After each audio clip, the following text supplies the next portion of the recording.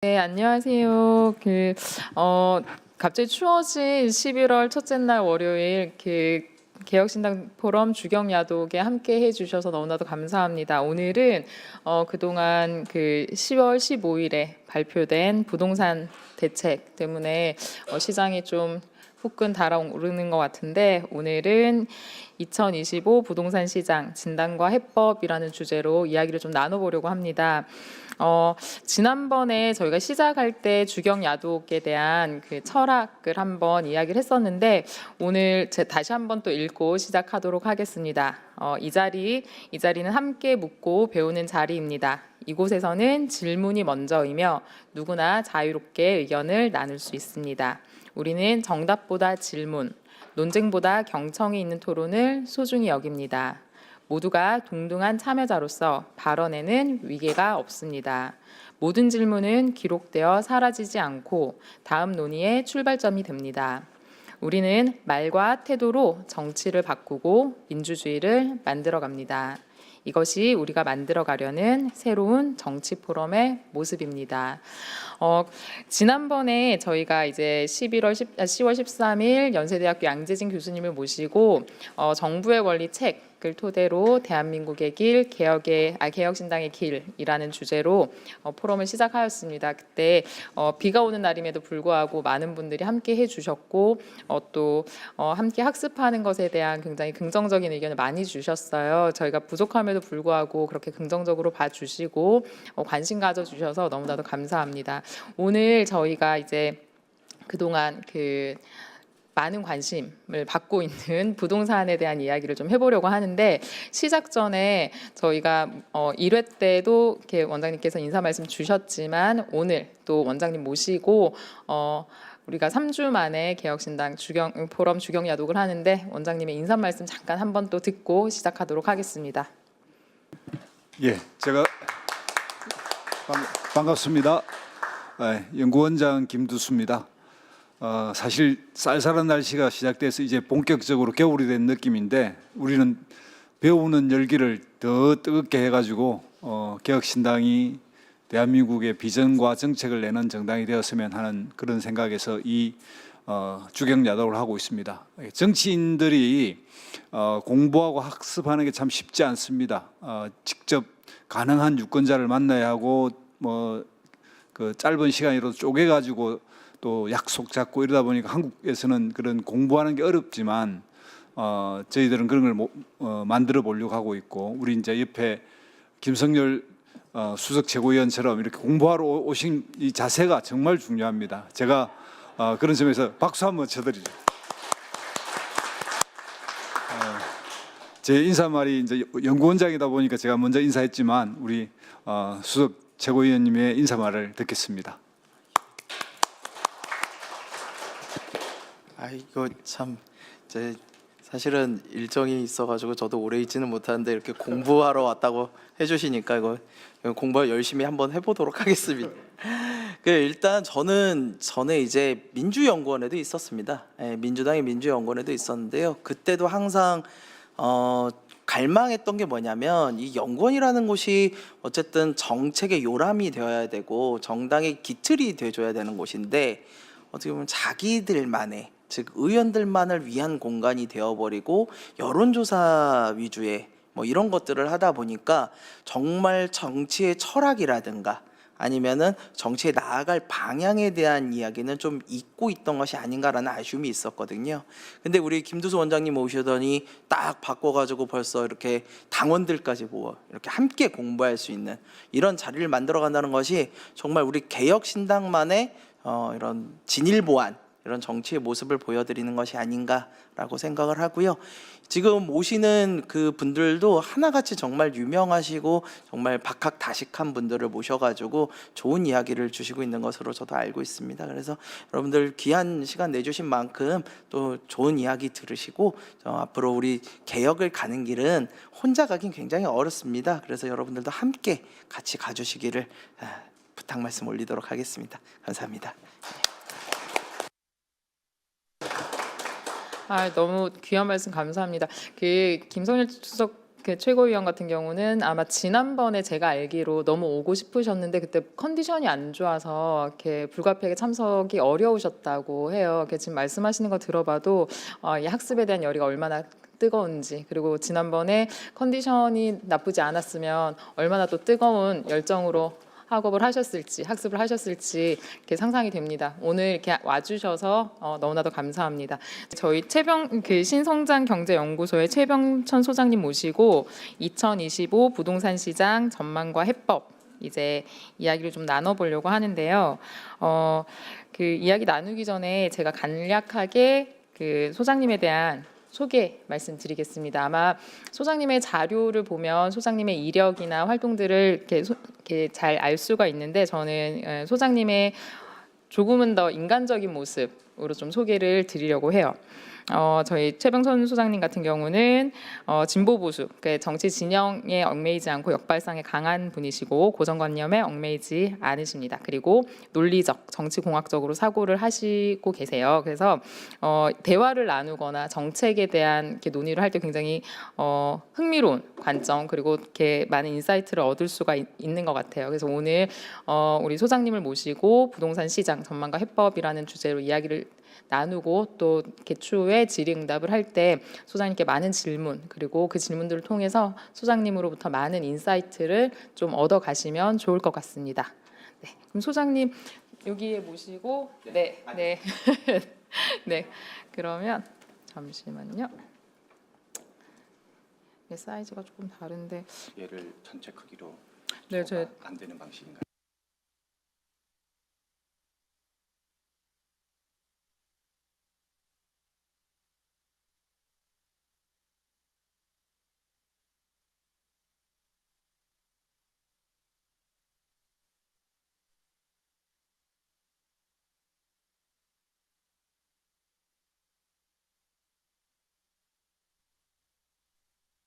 감사합니다. 네. 이건 포인터가 있는 게 아니라 넘기면서 하는 방식인가 보군요. 네, 그렇게 하겠습니다. 곧바로 지금 하면 되는 거죠? 네. 안녕하세요. 예, 최병천이라고 합니다. 예, 초대해 주셔서 감사합니다. 이후에 좀 저기가 있으니까요. 곧바로 진행을 하도록 하겠습니다. 요즘 정치권에서는 뭐 일반 분들은 어떤지 잘 모르겠는데 정치권에서는 최대로 핫한 이슈가 부동산 시장 이슈입니다. 이제 10월 15일 날 11.15 대책이라는 게 나오면서 논란이 불이 붙었다 그럴까요? 그래서 이제 좀 최근의 동향까지를 좀 포함해서 이야기를 좀 드리도록 하겠습니다. 그래서 제목은 좀 이제 드라이하게 뽑았고요. 2025 부동산 시장 진단과 해법이라고 했고요. 저한테 주어진 시간이 대략 한 1시간 정도 발표를 하고 그다음에 이제 나머지 시간 정도 질의응답 하는 걸 염두에 두고 발표를 하도록 하겠습니다. 크게 그냥 곧바로 들어가도록 하겠습니다. 저는 이제 좀 민주당 쪽에서 오랫동안 있었던 사람이고요. 그리고 약간 정책 같은 거를 많이 했었고요. 그리고 이제 박원순 서울시장 마지막 정책 보좌관을 하기도 했었습니다. 그리고 이제 국회에서도 보좌관을 했었었고, 그리고 이제 금융위원회, 금융감독원, 공정거래위원회 등등 뭐 이런 쪽을 했었고, 책으로는 이제 좋은 불평등이라는 책이랑 이기는 정책이랑 책이랑 등등 있습니다. 그거는 뭐 이렇게 간략하게 소개하고 넘어가도록 하겠습니다. 예, 이 책이 이제 좋은 불평등인데요. 나중에 관심 있으시면 한번 90년대 이후에 세계 경제, 중국 경제, 한국 경제가 어떻게 상호작용했는지를 교양용 책으로 보기에는 괜찮다고 생각합니다. 문재인 대통령이 원래 이제 문재인 정부의 그러니까 여러 가지 정책에 대한 부족한 점에 대한 비판서 성격이 강한데요. 다행히 우리 인품 좋은 문재인 대통령께서 본인을 비판한 책임에도 불구하고 추천을 해주셔가지고, 근데 문재인 대통령이 한 책을 추천해준 책이 한 150권 가까이 했는데 본인이 비판하면서 추천해준 유일한 책이에요. 그 앞부분은 이 책은 참 새로운 내용이다. 근데 이거보다 한 2배 정도 분량이 더 있는데요. 내용은 한 개도 동의가 안 된다. 뭐 이런 내용이에요. 그래서 얼마나 좋은 책이길래 본인이 비판하면서까지 추천해줬을까라고 생각할 수 있습니다. 이거는 뭐 여기저기고 이제 나머지 다 넘어가면 되고요. 그리고 참고로 제가 이제 저는 이제 약간 정치 분석도 좋아하고 정책 이런 것도 좋아하는데요. 2025년 대선이 여기 이제 날짜 작게 위에 보이는지 모르겠는데 이게 5월 29일 날 대선 6월 3일 날 있었고 5월 28일 날 제가 이제 투표율 예측을 마치고 왜 그렇게 생각하는지 이제 판단 근거를 5월 29일 날 한 6일 정도 전에, 그러니까 이게 여론조사 깜깜이 들어가던 시기거든요. 그래서 이재명 후보 49, 김문수 후보 42, 이준석 후보 8, 그다음에 이제 권영국 후보 등등 기타 1%가 나올 거라고 해가지고 제가 다 맞았습니다. 예, 이제 김문수 후보만 41.2%가 나왔는데요. 실제로는 한 0.8% 정도 틀리고. 그래서 이제 뒤에 여기 이제 성지순례 온 댓글들입니다. 네, 그냥 뭐 이유는 생략하고 넘어가도록 하겠습니다. 이제 부동산 얘기인데요. 앞에는 그냥 뭐 이렇게 시작하는 정도 얘기였고, 부동산이 재밌는 게 저는 실은 사회과학 공부를 꾸준히 했었고, 뭐 정치, 경제, 사회, 뭐 역사, 뭐 세계사, 경제사 이런 거 되게 다 좋아하는데요.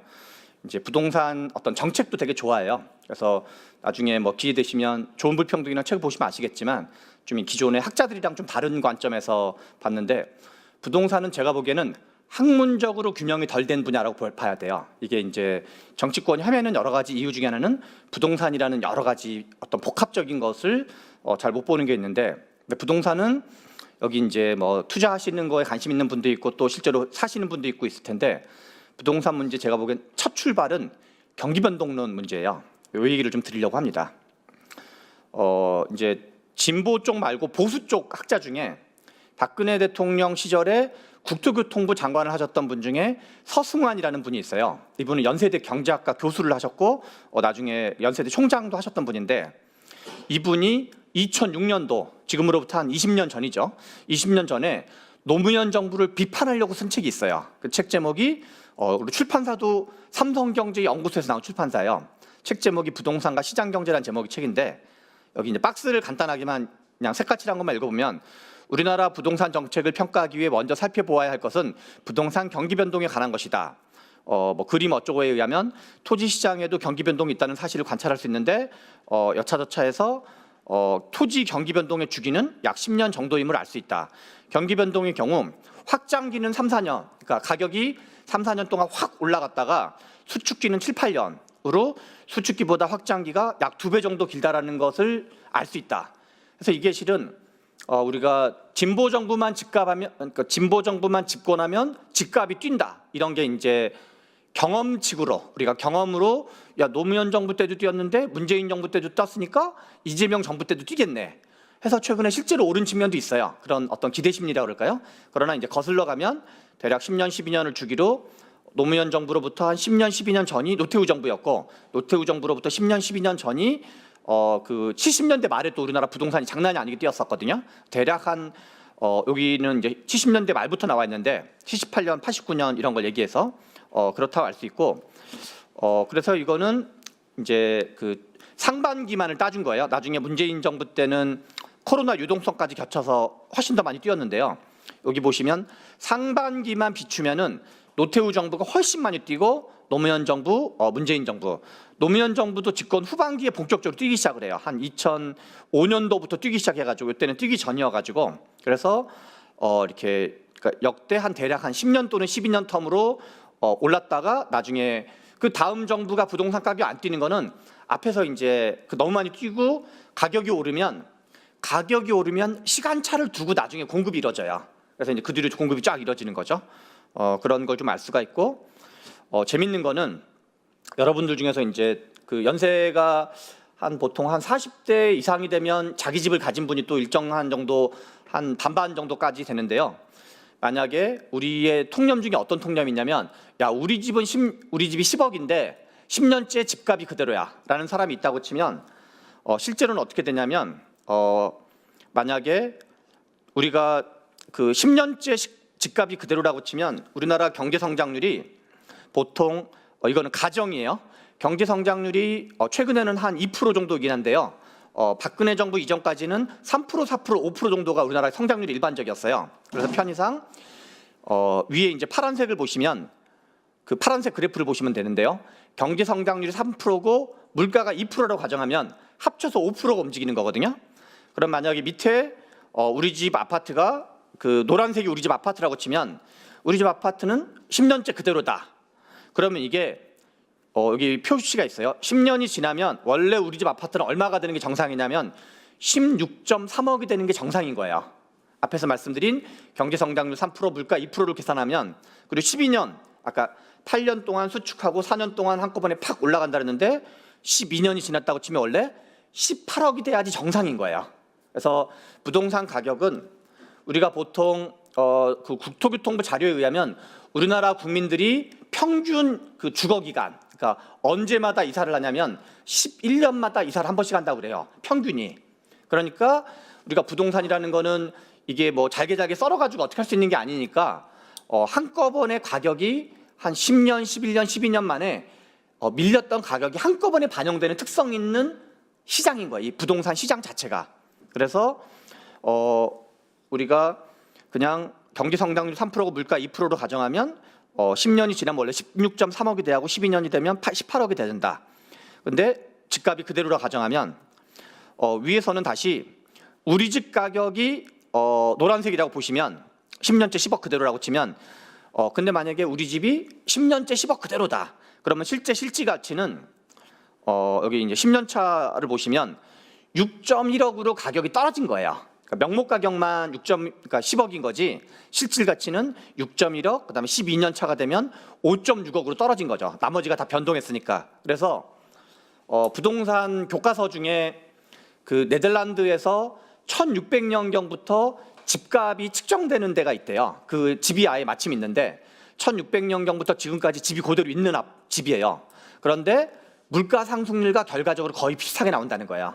물론 이거는 이제 여러 가지 오차가 있긴 한데, 그래서 다른 책들을 보면 우리나라가 코스피가 있고 그 주택이 있고 임금이 있으면 옛날에는 코스피 상승률이 제일 높고 그 다음이 이제 임금이고 그 다음에 주택이었는데 한 이건 80년대 이전에는, 또 최근에는 코스피와 주택이 비슷하게 올라가고 임금이 좀 떨어지고, 근데 코스피도 우리가 집값도 전국 평균과 서울 평균과 강남 3구와 한강벨트가 좀 다를 수가 있잖아요. 근데 코스피도 삼성전자를 비롯한 약간 블루칩 계통이랑 하면은 좀 이제 그 상당 부분 좀 그 똑같진 않지만 비슷한 면도 있다. 그래서 실은 가격의 착시 효과가 있어가지고 이거를 연결하면 방금 두 가지 말한 걸 제가 연결시킨 건데요. 우리나라 평균 주거 기간은 자가 소유 기준으로 한 10.7년이니까 퉁쳐가지고 한 11년인데요. 그러면 8년 동안 천천히 떨어지다가 나머지 4년 만에 한꺼번에 팡 하고 따라잡는 거예요. 그래서 여기 보시면 파란색 그래프가 우리나라 부동산 가격 변동의 기본 주기표라고 보시면 돼요. 천천히 떨어졌다가 팡 하고 오르고, 그러면 여기서 잠시만요. 이게 보시면 이게 여기서부터 여기가 4년치예요. 그리고 여기서부터 여기가 이제 12년치인데 가끔 특히 이제 경실련 같은 데가 알고 그러는지 의도적으로 그러는지 모르겠는데 특정 정부 때 부동산 가격이 2배 뛰었다 그럴 때는 요거를 가지고 잘라서 얘기하는 거야. 요것만 가지고 잘라서 얘기하면 부동산 가격이 앞에서 12년이면 얼마냐면 물가 상승률과 경제 성장률 감안하면 원래 18억 정상이에요. 원래. 그래서 근데 이때 2배가 뛴 게 맞는 거죠. 왜냐하면 앞에서 보면은 명목 가격, 그러니까 실제로는 한 거의 6, 7억에서 이렇게 막 된 거니까 2배가 뛰는데 12년을 한 사이클로 보면 2배가 뛰는 경우는 거의 없어요. 이제 동네마다 좀 다르지만, 그래서 이거는 이제 우리가 명목 가격과 실질 가격에 의한 착시 효과. 근데 부동산이라는 녀석 자체가 이게 수시로 우리 그냥 수시로 가격이 변동하는 게 아니라 한 10년, 12년마다 한꺼번에 가격이 변동하는 그런 특성 때문에 그런 측면이 있다라는 얘기를 좀 드리고, 그래서 이 부동산 시장이 이게 이제 방금 그냥 서승환 장관이 얘기한 거를 그래프로 표현하면 이렇게 되거든요. 그냥 같은 얘기입니다. 그래서 일단 되게 재밌는 시장이다. 노태우, 노무현, 문재인 정부의 경우 이게 이제 87년도 직선제가 개헌이 된 다음에 저기 7월, 8월, 9월에 울산부터 시작해가지고 노동자들이 대규모 파업을 하기 시작을 해요. 그거를 이제 사회학에서는 7, 8, 9 노동자 대투쟁이라고 표현을 하거든요. 그때 어느 정도였냐면 여기 이제 그 임금 인상률이 보이시죠? 임금 인상률이 25%예요. 25%. 물론 이때가 1987년도인데 우리나라 경제사에서 단군 이래 최대의 호황이라고 불렸던 시기가 있는데 그게 3조 호황이라고 불리는 거예요. 3조 호황이 언제냐면 1985년도에 미국이 일본을 막 괴롭혀가지고 플라자 합의라는 걸 하게 돼요. 지금 트럼프가 하는 짓을 거의 85년경에 레이건이라는 사람이 했었었는데 자기네가 뭔가 경제가 딸리니까 주변 국가들, 동맹 국가들 막 협박하고 그래가지고 했던 게 85년도 플라자 합의라는 거거든요. 그래서 N달러가, 그러니까 일본의 엔화죠. 엔화 가치가 달러당 240엔 정도 하다가 한 1년, 2년 정도 지나가지고 120엔으로 반토막이 나요. 우리나라로 치면 지금 환율이 한 1,420원 정도 하는데 환율이 700원으로 된 거랑 비슷한 거예요. 1,400원 하던 환율이 700원으로 되면 어떤 일이 나냐? 수출이 작살나게 돼 있어요. 왜냐하면 미국 달러 입장에서는 1달러로 1,400원어치를 사다가 1달러로 700원어치밖에 못 사게 되는 게 환율이 반토막 나는 거거든요. 그래서 일본 입장에서는 엔화 가치가 2배로 뛴 거고 우리나라도 원화 가치가 2배로 뛴 거죠. 근데 일본이 그렇게 엔화 가치가 폭등하니까, 그러니까 그 일본 엔화 가치가 올라가니까 미국의 갑질로 인해서 그래서 우리나라 경제가 대박을 치게 돼요. 그래서 85년도 플라자 합의 다음에 86, 87, 88년 그다음에 86, 87, 88 넓게 보면 89, 90까지 요 5개년 동안 우리나라 수출 증가율이 거의 연평균 20%, 30%가 뛰어요. 그러니까 임금이 이렇게 뛸 수가 있는 거예요. 그래서 이 임금 인상률 25%는 물론 당시에는 물가도 좀 높았어요. 금리도 한 10%가 넘었었고, 그래서 실질 가치로는 20%, 25%는 안 돼요. 그래서 당시에는 20%, 30% 임금 인상이 실제로 많았던 시기예요.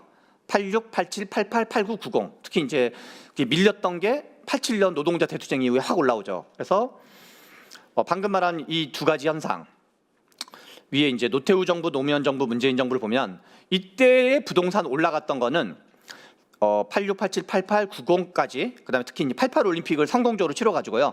3조 호황, 노동자 대투쟁, 연평균 약 25%씩 임금이 올라가요. 그러니까 연평균 25%면 거의 한 우리 72의 법칙에 의하면 3년 지나면 월급이 2배 이상 되는 거예요, 진짜로. 내가 월급이 300만 원이었다. 딱 3년 지나면 600만 원 이상이 되는 거예요. 그래서 어마어마한 임금 인상이 되면 여러분이 이제 연식이 되는 분들이 여기 혹시 우리 이기정 선생님 혹시 옛날에 뭐 직접이 아니라 간접이어도 괜찮은데 집에서 요강 쓰는 걸 보신 적 있나요? 아니, 당연히 썼죠. 예, 그래서 이제 약간 이게 연식이 되는 분과 아닌 분 차이인데 저 같은 경우는 옛날에 집에서 저도 요강을 썼었어요. 그래서 제가 5남매의 부모님이 있었는데 7가족이 한 방에서 썼었고, 나중에 이제 집이 좀 소득이 좀 좋아지면 부모님 방 따로, 자식 방 따로 있고, 그다음에 좀 소득이 더 좋아지면 자식들 중에서 딸아이들 방 따로, 아들들 방 따로. 그다음에 나중에는 이제 화장실 2개 있는 집도 쓰고, 뭐 이제 태어나서 처음으로 샤워기 있는 집도 보고, 이렇게 우리가 소득이 올라가면 올라가잖아요. 그래서 실은 우리가 주택이 다 같은 주택이 아니라 약간 옛날에 저는 이제 서울 중심가에서 좀 떨어진 아무튼 동대문구라는 곳에서 주로 살았는데, 그 용두동이라는 쪽에서. 그래서 그 동네에도 옛날에 공중변소가 있었어요. 제 초등학교 때까지만 해도. 그래서 원래 소득이 올라가면 반드시 어떤 일이 벌어지냐면 더 좋은 집으로 이사를 가게 돼요. 그래서 이거는 세계적인 현상이에요. 경제 성장률이 높아지고 소득이 올라가면 1인당 단위 면적이 증가해요. 옛날에 뭐 1인당 한 평씩 썼다 그러면 소득이 대박을 치면 1인당 2평, 3평, 4평 이렇게 올라가는 거죠. 그래서 우리나라가 경기 변동에서도 앞에서 제가 다른 책들을 쭉 보면 70년대 우리나라가 중동 건설로 대박을 쳤거든요.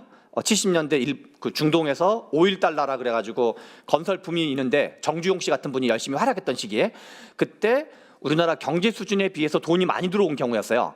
그때도 부동산이 폭등을 해요. 그래서 돈이 생기는 경우가 두 종류가 있는데, 수출이 엄청 잘 돼서 돈이 많아지거나 아니면 금리 인하를 왕창 해가지고 돈이 많아지거나, 둘 다 넓게 보면 소득 상승에 의한 유동성, 금리 인하로 인한 유동성인데, 그렇게 유동성이 벌어지면 한 박자 있다가 부동산은 거의 대부분 폭등한다.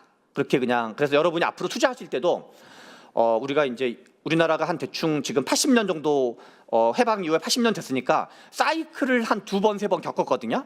부동산은 지금 한 4번 정도 사이클을 겪은 거예요. 그러니까 나중에 지금 뭐 이재명 정부는 어떻게 될지 모르겠지만 대략 한 7, 8년에서 10년 사이 정도, 그때 되면 여러분들의 친인척이나 자식들한테 야, 투자 시점이다라고 조언하셔서 확률이 상당히 한 이제 상당 부분 된다고 보실 수가 있습니다. 그래서 이때는 이제 근데 재밌게도 노태우 대통령이 1988년 2월 25일 날 취임을 해요. 대선이 87년 12월에 있었기 때문에. 근데 이 사람이 취임 1주년 되는 경우에 부동산을 200만 호 공급이라는 걸 하고 실제로는 그때 공급된 게 230만 호 정도 돼요. 근데 놀라운 거는 여기 보시면 그냥 뭐 편의상 200만 호 공급했다고 치고 당시 대한민국의 총 주택이 700만 채가 안 됐다는 거예요. 그러면 이게 어느 정도 공급하냐면 대한민국 총 주택의 약 30%를 공급한 거예요. 요즘 우리나라 지금 시점에 우리나라 총 주택이 몇만 채냐면 한 2,050만 채 정도 돼요. 그래서 이제 대충 반올림해가지고 2,100만 채라고 치면 1년에 그러니까 한 3년 안에 700만 채를 공급한 거랑 똑같아요. 현재 우리나라가 서울에 국한해서 연평균 공급이 한 8만에서 10만 정도 되거든요.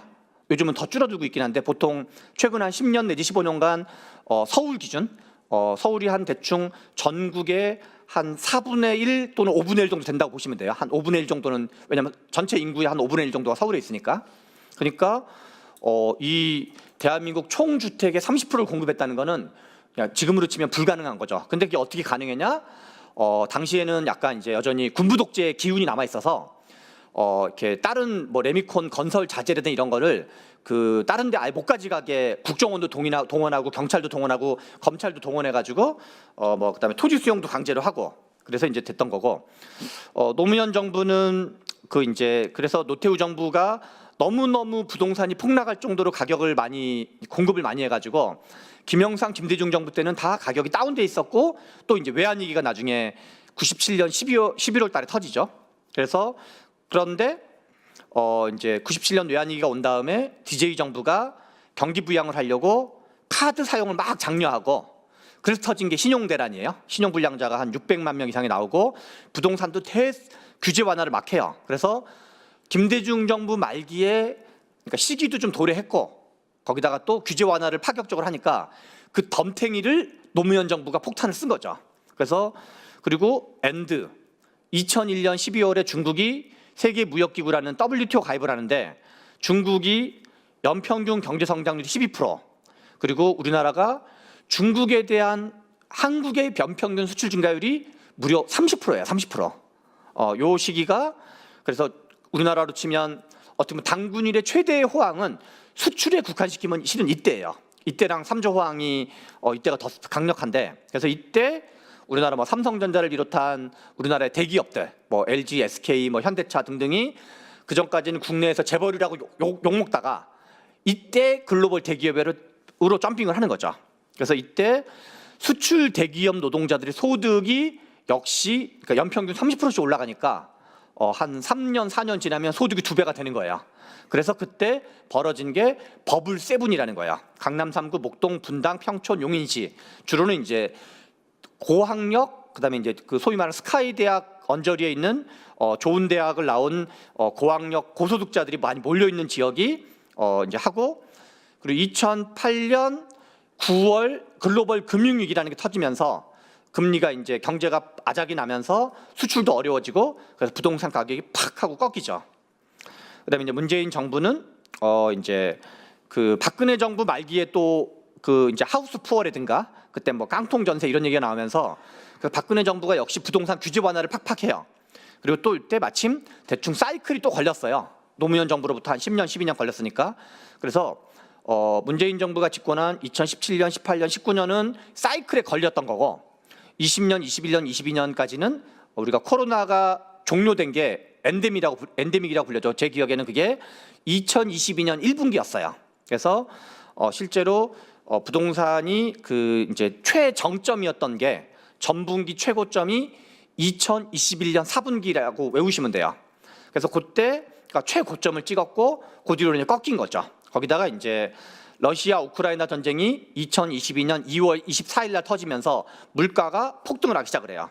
전 세계가. 그래서 노태우 정부의 부동산 가격 상승, 노무현 정부의 상승, 문재인 정부 상승이 방금 말씀드린 것처럼 사이클로 설명이 가능하다. 다만 문재인 정부는 사이클의 본질은 소득 상승과 연결된 건데 우리나라 경제의 경기 변동이랑 연결된 건데 문재인 정부는 좀 재수가 없게 코로나 유동성도 같이 걸린 거다. 그래서 임기 5년 내내 부동산으로 이제 한 건데 그러면 문재인 정부가 저는 제가 이제 정책을 하는 사람이기 때문에 내가 청와대 정책실장이거나 내가 경제수석이거나 경제비서관이면 저 자리에 있다면 뭐를 했어야 될까 이런 생각하는 버릇이 있거든요.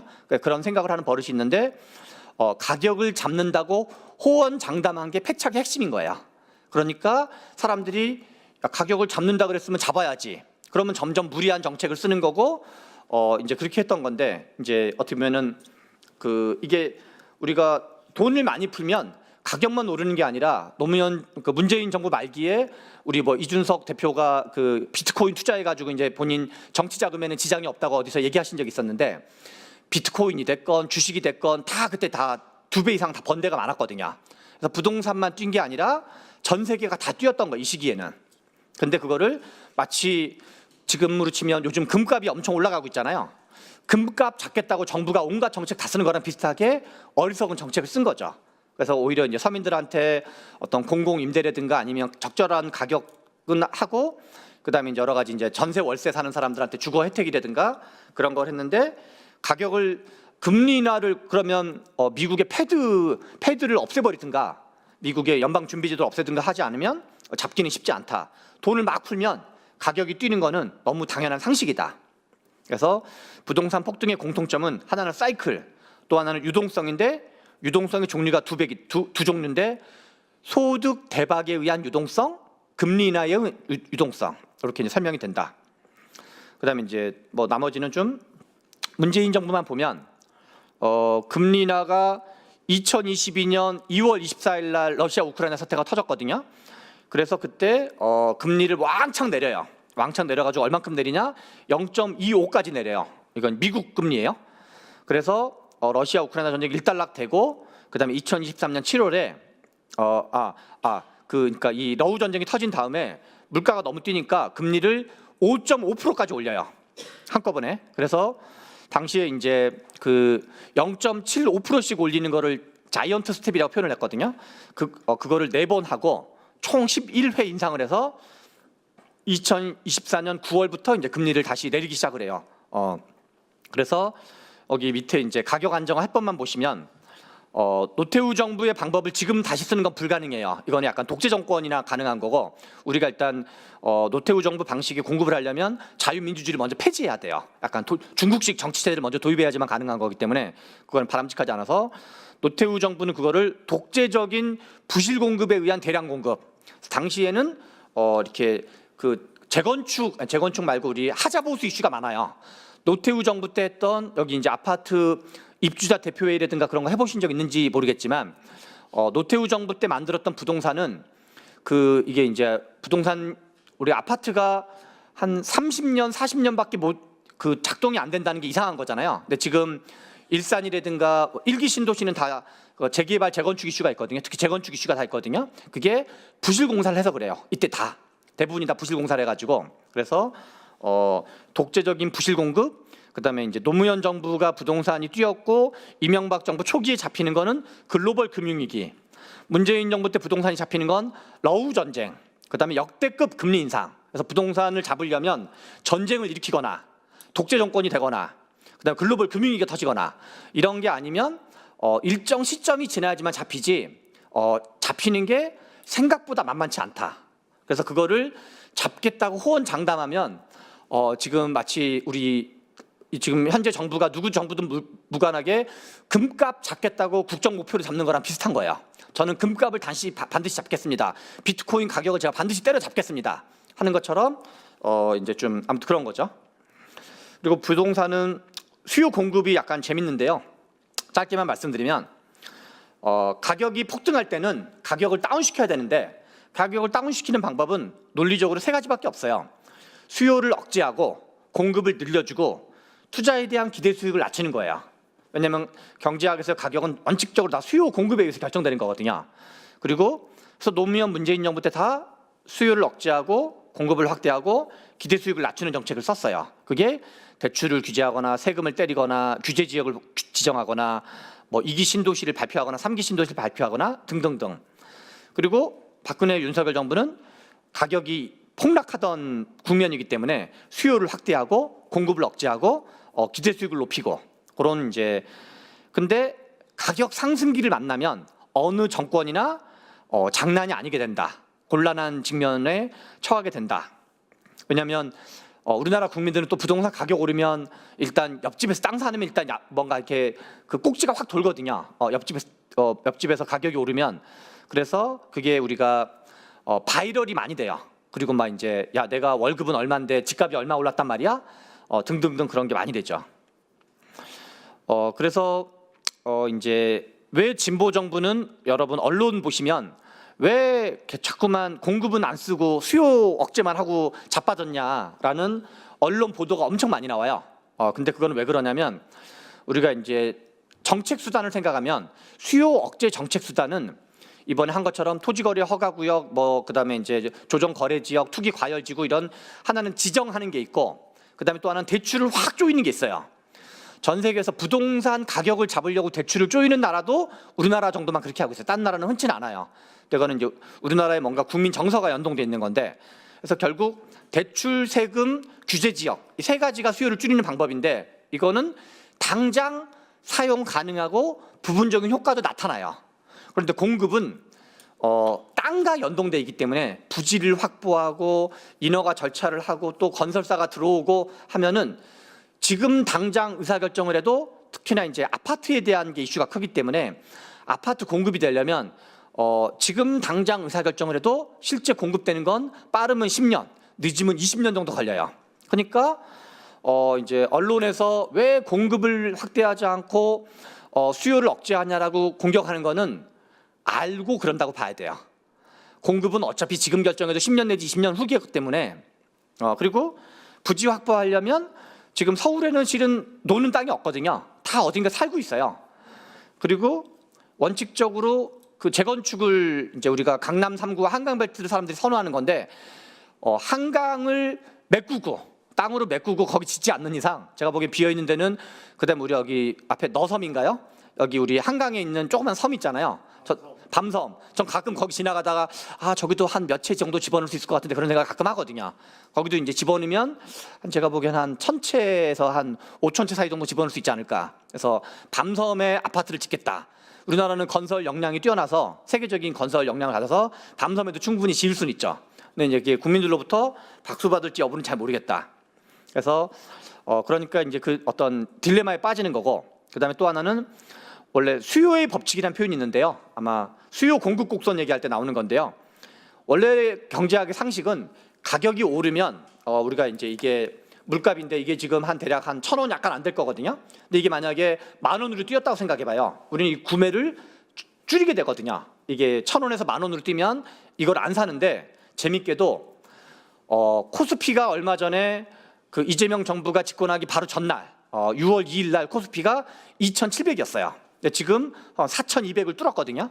어마어마한 대한민국 역사상 가장 높은 수치인데 코스피가 2,700에서 4,200을 뚫으면 일종의 모든 주가가 다 가격이 올라간 거잖아요. 뭐 삼성전자 주가도 올라가고 하이닉스 주가도 올라간 건데 그러면 사람들이 그거를 소비를 줄일까 소비를 늘릴까 생각하면 당연히 주식 참여자가 늘어나게 돼 있어요. 가격이 오르면 아마 주변에도 야 지금 주식 투자해야 되는 거 아니냐라고 하는 분이 많은데 저라면 투자를 하라고 권해주겠습니다. 제가 종목을 선정하지는 않지만 주식 투자는 지금 앞으로 더 오를 여지가 많다. 지금도 엄청 많이 올랐는데 지금도 한 거의 35% 정도 올랐거든요. 그 이재명 정부 들어서만. 그래서 지금 오늘자 재무는 아침에 기사 나온 게 대한민국 국민연금 수익률이 전 세계 1위래요.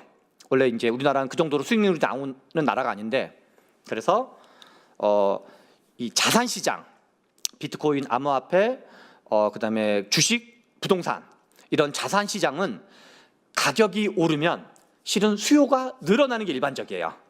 그래서 이걸 뭐 패닉 바잉이라고 하든 이유는 여러 가지가 있는데 왜냐하면 핵심은 우리가 만약에 주가가 1,000원에서 2,000원이 되면 주가는 다르지만 특히 부동산은 내가 10억이었던 게 20억이 되면 한 3년에 20억이 됐다. 그럼 사람들은 3년 전에 10억에서 지금 20억이 됐으니까 3년 후가 되면 30억 또는 40억이 되겠네라고 예상을 해요. 그거를 이제 기대의 가격이라고 표현하는데 그래서 자산 시장은 기대 가격을 예상하고 행동을 결정하는 경향이 되게 강해요. 그거는 앞에서 말씀드린 것처럼 비트코인, 암호화폐, 부동산, 주식이 대체로 다 비슷해요. 그래서 물론 언젠가는 이게 너무 버블인 경우는 뻥 터져요. 근데 그거는 터져봐야 버블인 거지 터지기 전까지는 버블인지 아닌지 아무도 모르거든요. 그래서 이 자산 시장은 보통 경제학에서 말하는 수요의 법칙은 가격이 상승하면 수요가 줄어드는데 자산 시장은 정반대다. 그래서 불장이 한번 벌어지면 야 가격이 오른 데가 국민들 대부분이 입소문으로 퍼지면 이걸 막아내기가 어려워요. 정권은 초토화되는 거예요, 그냥. 그래서 이거를 되게 이제 신중해야 되는 거죠. 그래서 소비 이제 부동산은 더군다나 엄청나게 많은 돈이 몰려 있는 우리가 모든 국민들이 전월세를 살든 모든 국민이 자기 집이 있어야 되고 새 들어 사는 거 포함해서 잠자는 공간이 필요한 거죠. 뭐 길거리에서 자지 않는 이상. 그 다음에 우리 재산의 상당 부분이 묶여 있는 적으면 뭐 한 3억, 4억, 많으면 20억, 30억이 묶여 있는 어마어마한 우리 인생이 묶여 있는 돈이 있거든요. 그래서 투자를 더 신경 쓰게 되죠. 그래서 저는 이제 진보 쪽에서 집은 사는 것이 아니라 사는 곳이다라는 이제 뭐 바이하는 게 아니라 리브하는 것 이런 걸 강조하는데 그게 윤리적으로는 맞을지 모르지만 그렇게 의사결정하면 멍청한 사람으로 봐야 돼요. 아니 집값이 내가 똑같은 만약에 내가 15억짜리 아파트를 사는데 집값이 떨어질 걸로 예상되는 집이랑 집값이 오를 걸로 예상되는 집이 있으면 당연히 오를 걸로 예상되는 집을 사는 게 평범한 보통 사람들의 의사결정이거든요. 그래서 그런 어떤 과도하게 윤리적인 접근이 정책을 망치는 이유 중에 하나다 저는 생각을 합니다. 그래서 집은 사는 곳이기도 하고 사는 것이기도 하다는 거를 약간 이제 필수 소비재이자 투자재, 대규모 투자재라는 걸 인정한 상태에서 정책을 설계할 필요가 있다. 2025년 부동산 시장의 특징인데요. 이거는 최근 자료입니다. 이제 이거는 서울대 김경민 교수가 쓴 부동산 트렌드 2026이라는 책에 나와 있는 자료인데요. 여기 보시면 이제 여기 빨간색 블록으로 표시한 걸 보시면 되는데요. 2021년 4분기 그리고 다르게 외우시면 2022년 2월 24일 날이 러시아가 우크라이나를 쳐들어갔어요. 2월 24일 날. 그때가 이제 꺾이는 분기점이에요. 그래서 2021년 4분기가 부동산 최고점이에요. 그래서 나중에 뭐 주변에 투자하거나 그럴 때 외우시면 그게 요거예요, 요거. 요게 2022년 4분기였고 왜냐면 가격은 오를 만큼 오르면 또 이게 또 이제 약간 또 어느 순간은 또 잠잠해지기도 해요. 원래도. 그리고 가격이 오르면 건설사 입장에서 야, 가격이 내가 10억일 때 부동산 공급을 들어가는 거랑 20억일 때 공급이 들어가는 게 건설사 입장에서 마진이 달라져요. 그래서 어떻게 보면 경제학의 가격이라는 건 정말 시장 기능이에요. 가격이 오르락 내리락 하면서 한 박자 있다가 하지만 그래서 이게 2021년 4분기였다가 이게 이제 그때부터 앞에서 말씀드린 것처럼 금리를 불과 한 1년 반인가 2년 만에 5.5%를 올려요. 미국이 올려서 전 세계에 돈이란 돈을 쫙 풀어요. 금리를 인상하죠. 왜냐하면 물가 인상이 벌어지니까 물가 인상을 잡으려고 금리를 5.5%까지 올려요. 그래서 금리가 올라가니까 부동산이 쫙 꺼져요. 그래서 이게 이제 이 시점인 거죠. 그러면 여기는 지금 5개가 있는데 강남 3구, 한강 인근, 동북은 어디냐면 서대문, 마포, 은평 쪽이 동북권이에요. 그다음에 이제 남서권이 이제 서울 지도에서 남서권 여기 이제 약간 남서권이고 그다음에 이제 서부 6호선 라인 대충 이렇게 되는데 여기를 보시면 이게 전 고점인데 전 고점을 돌파한 곳은 2개밖에 없어요. 강남 3구 한강 벨트만 가격을 돌파했고 나머지는 다 전 고점, 전 최고점과 최저점의 중간 정도 언저리에 있어요. 그래서 서울에는 서울에 총 25개 구가 있는데 서울의 절반 이상은 여전히 전 고점을 돌파한 지역이 없어요. 그래서 원래 투기 과열 조짐이 있어야지 투기 과열 지구가 있는 거거든요.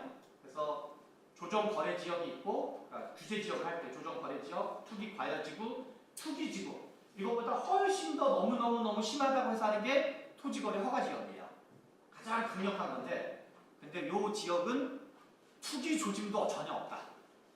투기 조짐도 없는데 아무튼 이제 투기 과열 지구로 지정도 되고 토지 거래 허가도. 근데 물론 이제 그거는 정부 차원에서 가격을 좀 선제적으로 잡으려고 한 거죠. 그래서 이제 지금 부동산 시장의 가장 큰 특징은 모든 지역이 사이클이 걸리거나 유동성이 걸려서 올라가는 게 아니라는 거예요. 앞에서 제가 노태우 정부, 노무현 정부, 문재인 정부를 얘기했는데 노태우 정부, 문재인 정부, 노태우 정부, 노무현 정부, 문재인 정부 우리 한번 따라해 봅시다. 1번 사이클. 1번 사이클. 제가 한번 1 그러면 한번 따라해 주세요. 1. 네. 2는 유동성이었거든. 2. 그냥 우리가 이제 항상 암기식 이제 그 공부가 중요한데요. 사이클에 걸리거나 유동성에 걸리거나 둘 다 걸리거나 그런 게 이제 실은 당연히 그게 연동되는 거예요. 사이클과 유동성은 연결되는데 근데 재밌게도 2021년 4분기가 전 최고점이라 그랬잖아요. 그럼 지금이 2025년이어가지고 아직 한 4년 정도밖에 안 지났어요.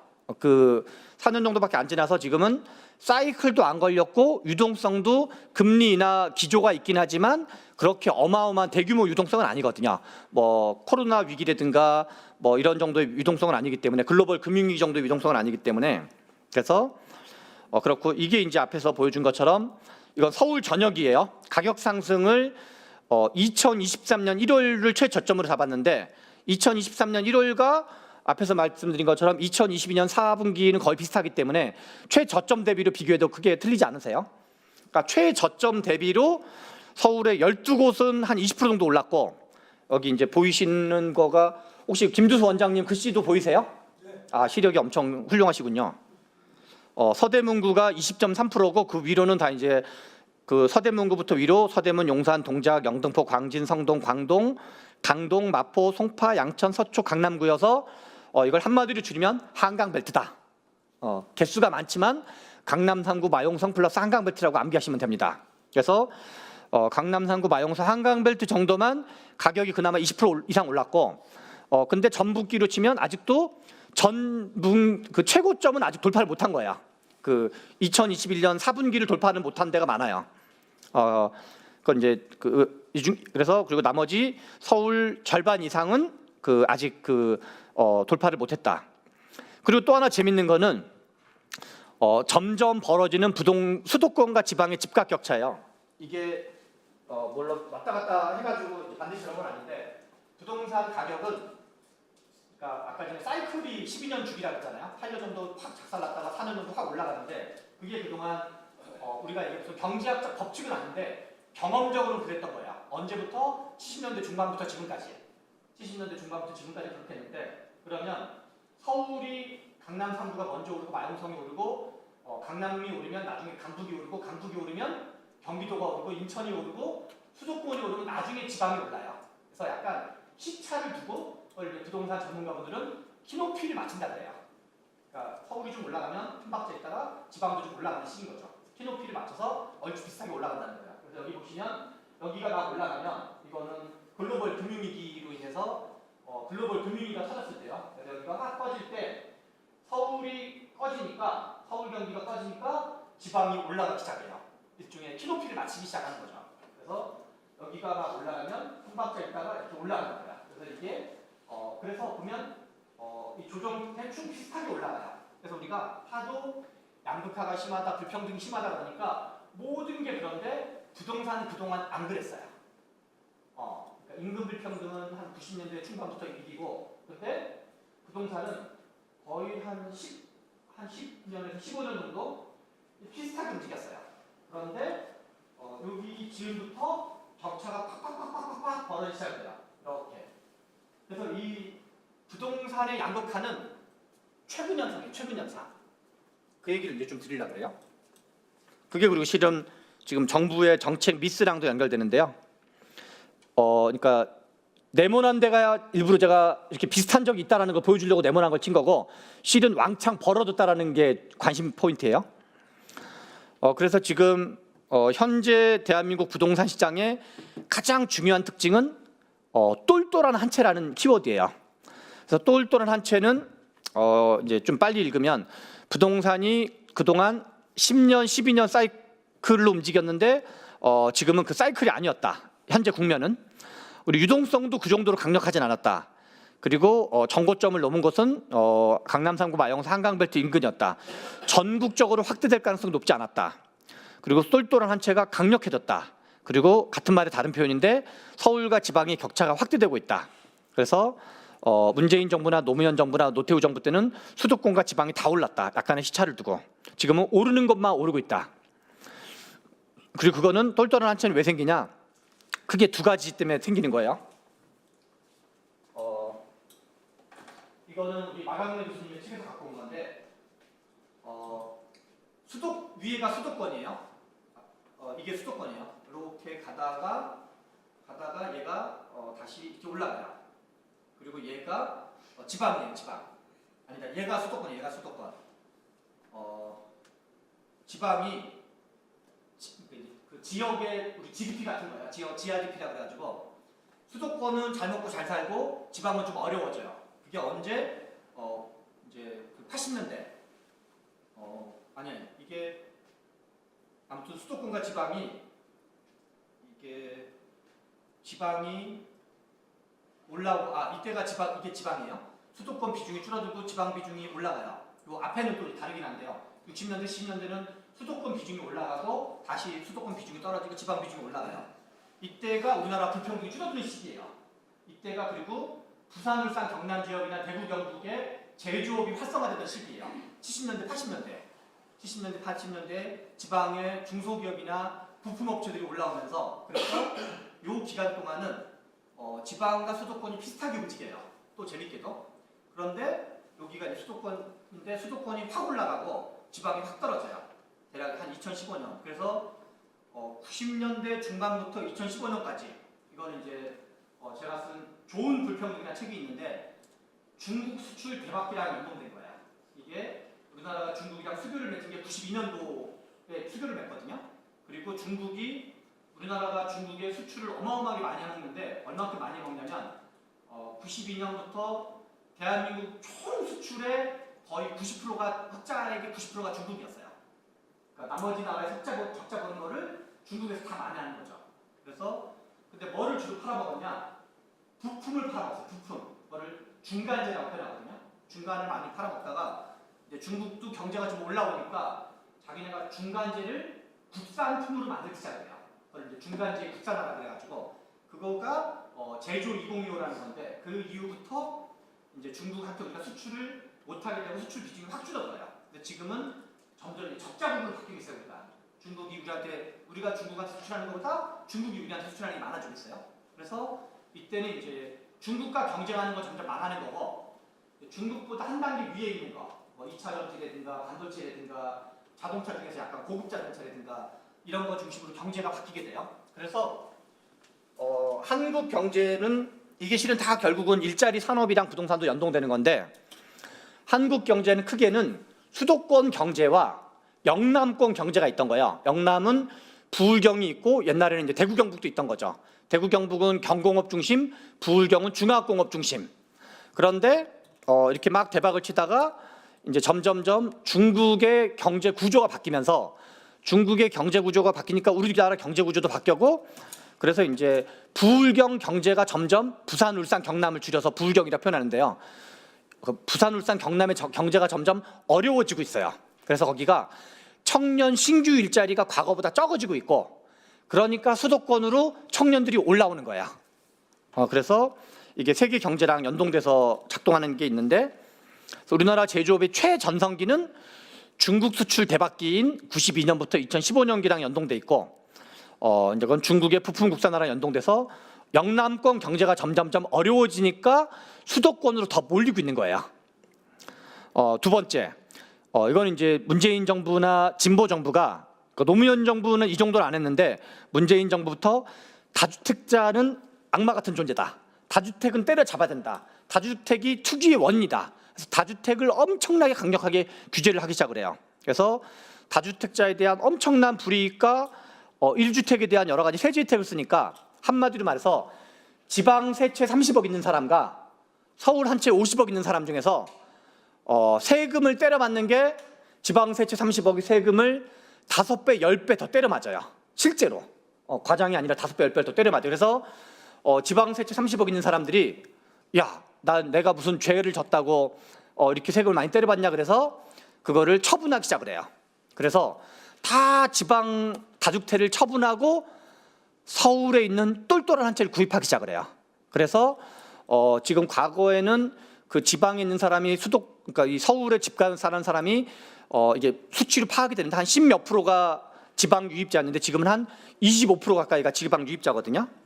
그런 거고 세금은 그게 매입할 때는 취득세, 보유할 때는 보유세, 처분할 때는 양도소득세 이렇게 있는데 이거를 다 이제 뭐 디테일하게 얘기 안 하겠지만 어마어마하게 취득세에서도 불리하고 보유세도 특히 종부세가 엄청 불리하고 양도소득세 엄청 불리하고 그래서 세금을 너무나 많이 때려 맞으니까 그래서 점점점 이게 이제 다 다주택을 처분하고 아까 말씀드린 것처럼 사이클도 아니고 유동성도 아닌데 왜 이렇게 가격이 오르냐? 사람들이 야 여기서 서울 강남 3구 마용성에서 내가 집을 사가지고 딱 10년만 살면은 10년만 보유하거나 10년만 살면 내가 거의 완전히 세제 혜택 없는 이렇게 우리 왜 금융 상품 중에 비과세 상품 있잖아요. 비과세 상품이 돼버린 거예요. 그러니까 강남 50억 한 채는 그 자체가 비과세 상품이에요. 그러면 그걸 하겠어요, 안 하겠어요? 그래서 지금 본의 아니게 똘똘한 한 채 촉진법이 작동하고 있다. 그래서 이제 뭐 그런 얘기는 원래 이게 하루 이틀 된 게 아니라 한 수년간 된 얘기이기 때문에 부동산 시장을 조금만 알면은 똘똘한 한 채에 대한 판단을 해가지고 여기에 대한 정책 처방을 냈어야 돼요. 그러나 이제 엉뚱한 걸 냈고 이거는 이제 생략할게요. 양도세가 1주택 똑같이 내가 6억 사가지고 가격이 12억으로 뛰었다. 그러니까 양도차익이 6억인 경우 2주택으로 3억 사가지고 양도차익이 6억인 경우라면 1주택은 세금이 빵원이에요. 근데 2주택은 중과세를 때려 맞으면 한 1억 5천4백만 원을 맞아요.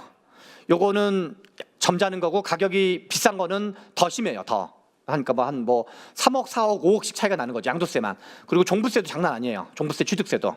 그래서 취득세, 종부세, 양도세를 다 합치면 한 가격에 따라 좀 다르지만 한 5억, 10억 정도가 차이 나는 거예요. 세금에서만. 그러니까 지방 세채 30억은 약간 정말 바보 멍청이 같은 게 되는 거예요. 싹 다 파는 거죠. 그래서 뭐 증여도 엄청 늘어나고 있는 거고 이재명 정부의 부동산 대책은 6.27 대책은 가장 중요한 건 6억으로 대출을 다 일괄 규제한 거야. 근데 이때는 전국 아파트 평균이 5억, 수도권 아파트 평균이 7억 7천, 서울 집 그러니까 이렇게 빌라까지 다 포함한 주택 평균이 10억이어가지고 15억에 대해서는 그러니까 6억을 대출한다 그러면 그러니까 모든 그거를 6억으로 한다 그러면 서울 아파트 평균이 13억인데 서울 아파트 평균은 전국으로 치면 상위 10%랑 같은 말이에요. 왜냐하면 서울이 전체 인구의 20% 정도가 살고 있거든요. 그리고 그 중에 자가가 있고 비자가 그래서 상위 10% 상위 10% 위라고 봐야 돼요. 상위 5 내지 10% 정도 한 10% 정도 되는데요. 서울 아파트 평균이면 서울에서는 우리가 아파트 자체가 좀 사는 사람들이 있는 거거든요, 지금. 그래서 서울 아파트 평균이면 그래서 6.27 대책은 상위 10%한테만 좀 불편해지는 거고 90%한테는 아무런 규제가 없던 게 6.27 대책이었어요. 그리고 97 대책에서는 이제 공급 대책이었는데 실제로는 지금 공급하는 게 아니라 착공을 들어갈 거다. 2030년부터 그 전까지는 이제 착공에 대한 준비 기간을 맞추겠다. 그리고 토지거래 허가제를 광역지자체장에서 국토교통부 장관으로 이관할 거라고 97 대책에서 발표하면서 그러면서 어떤 오판을 심어줬냐면 광역단체장한테 있던 토지거래 허가제를 국토교통부 장관한테 넘겨준다는 얘기는 혹시 성함이 어떻게 되세요? 거기 뭐 그러면 국토교통부 장관한테 정부는 왜 옮겨진다고 발표를 했을 것 같으세요? 무슨 조짐으로 이해가 되세요? 토지거래 허가구역을 원래는 서울시장한테 있는 권한인데 국토교통부 장관한테 가져간다는 얘기는 한강벨트 여기저기로 때린다는 얘기구나 라고 사람들은 받아들인 거예요. 그 전까지 토지거래 허가지역은 강남 3구와 용산구까지만 있었거든요. 그 4개 동네만 있었어요. 근데 갑자기 국토교통부 장관이 권한을 가져간다고? 그냥 심심하니까 가져가진 않을 거 아니에요. 여기저기 토지거래 허가를 마구마구 때린다는 얘기구나. 그래서 이때부터 실은 부동산이 오르기 시작을 해요. 어떻게 보면 정부의 잘못된 사인이 부동산 가격 상승의 모멘텀이 돼요. 그러니까 6.27로 대출이 규제해서 가격이 확 잡혔다가 97 이후에 좀 오르는 경향이 생겨요. 그래서 이제 그러니까 약간 이제 커뮤니케이션 미스를 한 거죠. 그런 거 뭐 조용히 하든가 나중에, 그리고 이관할 때 그냥 이관할 때 발표하든가 그러면 되는데 본의 아니게 사재기를 조장하게 된 거예요. 사재기를. 약간 좀 감이 없는 사람들이 정말로 토지거래 허가제, 투기 과열지구, 조정거래지역 3중 11호 대책은 토호제가 지정되면 뭐가 사냐? 여기 아마 어지간한 여기 지금 오신 분들의 대부분은 다 경기도 북부에서 오신 분이 아니면, 우리 이제 예외적인 분 중에 한 분이 우리 원장님이신데 경기도 북부가 아니면 토지거래 허가 지역에 지금 우리 다 살고 계시는 분들입니다. 그래서 네 가지가 들어옵니다. 갭 투자가 금지되고 이제 전세가 금지된다는 얘기죠. 전세를 끼고 뭐 사고 팔고가 금지되고 6개월 이내 전입 의무가 등장하고 2년 이상 실거주를 해야 되고 구청장에 도장을 맡아야 됩니다. 그리고 이제 대출은 15억 이상 아파트는 6억 원, 15억에서 25억은 4억 원, 25억 이상은 2억 원, 이런 규제가 새로 들어왔습니다. 네, 거의 이제 끝나가는데요. 그러면 이거 순기능과 역기능을 좀 중립적으로 표현하면, 순기능은 초강력 메칸더 강력한 수요 억제, 대출 규제와 갭 투자라는 것들 중에 전세 대출인 거죠. 전세를 끼고 대출을 받는 거니까. 그래서 넓게 보면 대출 규제고, 그러면은 이제 이 강남 3, 그러니까 이 토지거래 허가 지역은 현금 있는 사람 아니면은, 물론 앞에서 말씀드린 것처럼 내가 그러니까 6억 대출은 여전히 허용되는 거예요. 15억 미만 아파트를 사는 경우는 지금도 아무 지장은 없어요, 원칙적으로. 다만 이제 LTV는 좀 줄어들어요. 70%에서 40% 정도 줄어들어 가지고, 그래서 그 정도의 불이익은 있는데, 상대적으로는 서울 아파트 평균 미만 지역에 사는 사람은 불이익이 많지는 않고, 다만 LTV가 좀 줄어들고 전세 대출이 좀 줄어들었다, 그 정도고, 나머지는 그 이제 이상 지역에서 발생을 주로 해요. 그래서 그런데 그 6.27 대책이랑 이게 비슷한 규제이기 때문에 6.27 대책 이후에 원래 부동산이 오르면 안 됐던 거였어요. 근데 6.27 대책 이후에 부동산이 올랐던 건 뭐냐면, 대출 없이도 이 부동산을 매입하는 사람이 많다는 얘기인데, 부분적으로는 전세를 끼고 했던 게 있는 거고, 또 하나는 우리나라에 생각하는 것보다 현금 부자들이 많다. 그래서 KB 국민은행이 매년 발행하는 부자 보고서라는 게 있거든요. 그거에 의하면 금융자산 10억 원 이상인 사람이 우리나라는 46만 명 정도가 존재해요. 그리고 일시적 가격 안정이 있는데, 다만 우리나라 전체 국민의 약 40 내지 45%는 전세 월세 세입자여가지고 일단은 부동산 거래가 불편해지고, 그다음에 갭 투자가 금지된다는 얘기는, 갭 투자 금지와 같은 말은 전세 공급이 축소될 확률이 높아요. 그래서 전세의 월세화 현상이 벌어지고, 지금은 전체 세입자를 100으로 놓고 보면 전세, 반전세, 월세가 4-4-2로 암기하시면 돼요. 전세가 약 40%, 반전세가 약 40%, 월세가 한 20% 정도 됐거든요. 그런데 전세는 더 줄어들 거고 반전세가 늘어날 거예요. 그리고 이제 부분적으로 월세도 좀 이제 늘어나겠죠. 그래서 대출 규제, 그다음에 갭 투자 금지가 돼서 전세 월세화 현상이 강화되고 전월세 가격이 오를 확률이 높다. 그러면 이제 한 우리나라의 약 40 내지 45%가 전월세인데 그분들의 주거비가 상승할 확률이 높다. 그러니까 이게 가격을 때려 잡아서 그러니까 우리가 집 있는 사람과 집 없는 사람으로 보면, 집 있는 사람이 상대적으로 좀 여유가 있는 사람이고 집 없는 사람이 좀 상대적으로 약자로 볼 수 있잖아요. 그래서 가격 상승을 막기 위해서 약자에게 불편함을 주는, 약자의 주거비가 올라가는 정책이 과연 바람직한 건지는 잘 모르겠어요. 가격을 잡는 게 그 정도로 중요한 건가? 그 정도로 중요한 건가?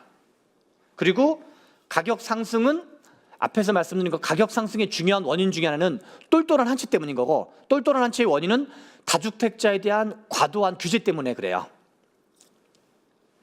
그래서 만약에 제가 정책 책임자였더라면 똘똘한 한 채 현상을 완화시키는 정책, 그래서 다주택자에 대한 과도한 규제 또는 1주택에 대한 과도한 어떤 혜택, 그거를 조정해가지고 오히려 지역으로 수요를 분산시키는, 예컨대 그냥 단순하게 말해서 지역, 예컨대 경상도나 전라도나 충청도에 집이 여러 채인 게 국민들한테 무슨 불편을 주는 거예요. 내가 그냥 전라도에 세 채가 있고 경상도에 세 채가 있다고 쳐요. 내가 무슨 잘못을 했어요? 내가 우리나라 국민 경제에 미치는 불이익이 뭐예요? 안 그래도 거기 가격도 낮은데 동네들인데. 그다음에 거래량이 당연히 급감을 하겠죠. 그러나 현금 부자들은 시장 진입이 가능하기 때문에 현금 부자들은 강남 3구, 마용성, 한강벨트 중심으로 아마 움직일 확률이 높아요. 그래서 거래량이 10,000건에서 1,000건으로 10분의 1 토막이 날 수는 있는데 그래도 그러면 수요도 제한되지만 공급도 같이 제한되거든요. 그래서 1,000건에서 100건으로 10분의 1 토막이 나더라도 가격 상승 가능성은 여전히 있다.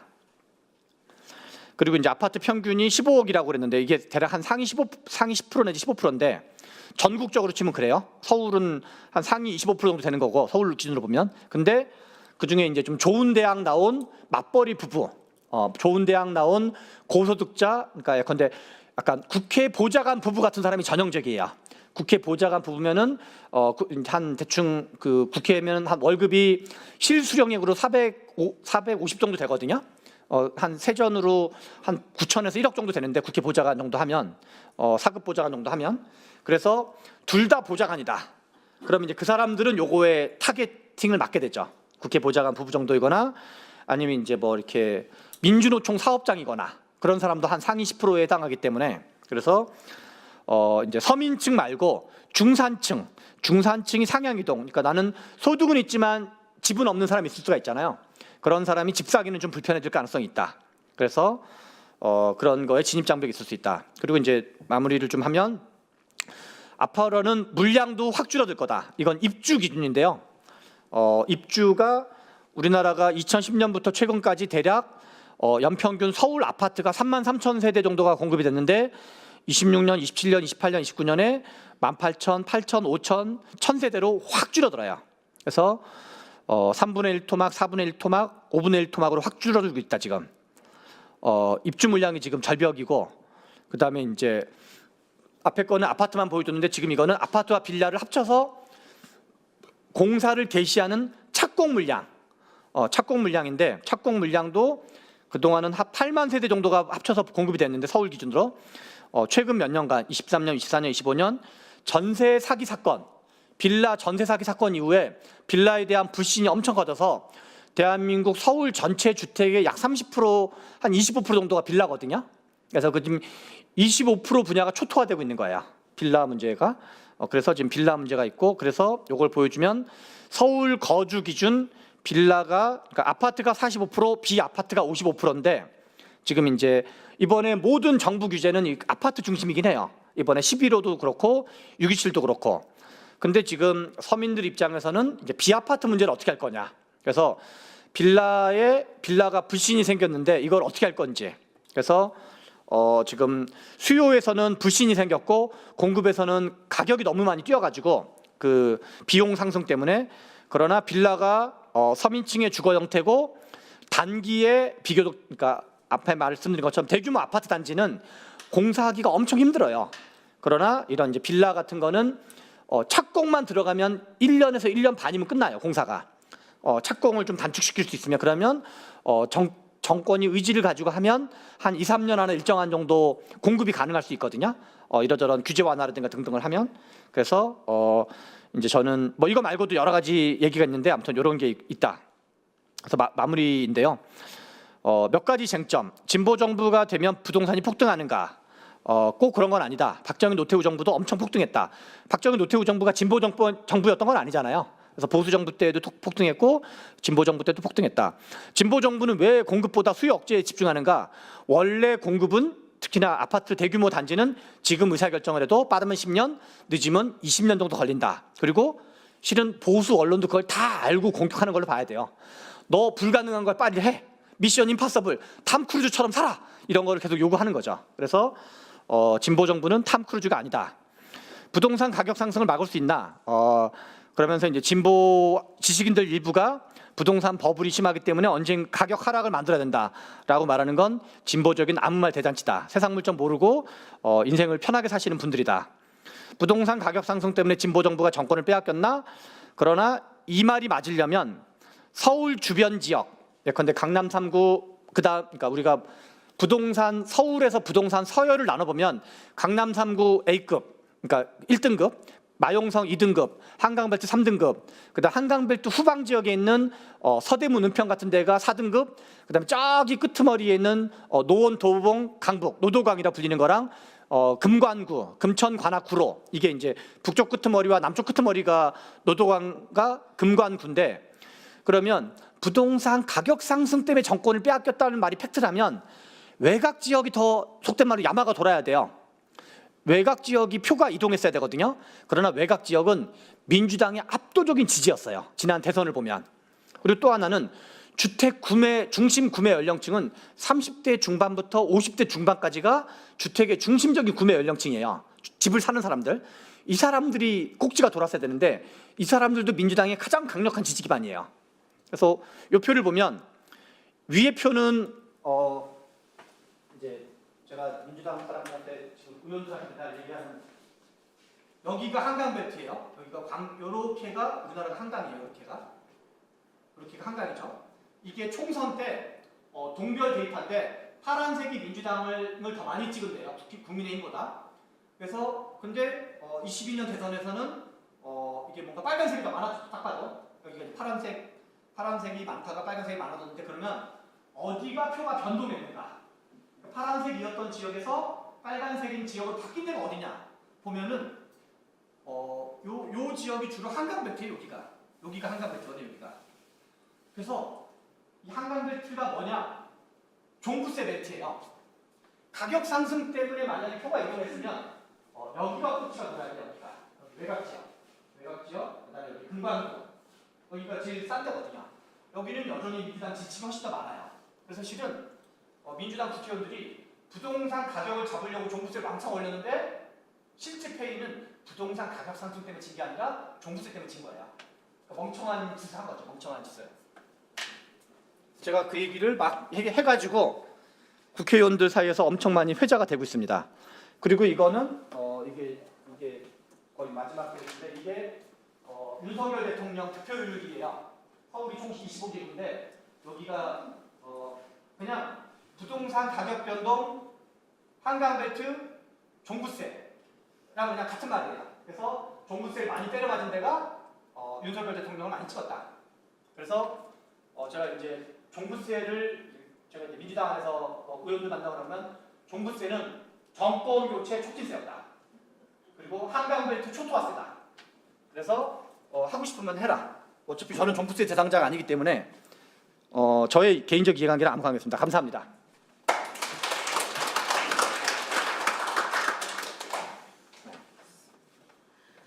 네, 긴 시간 동안 귀한 말씀 너무나도 감사합니다.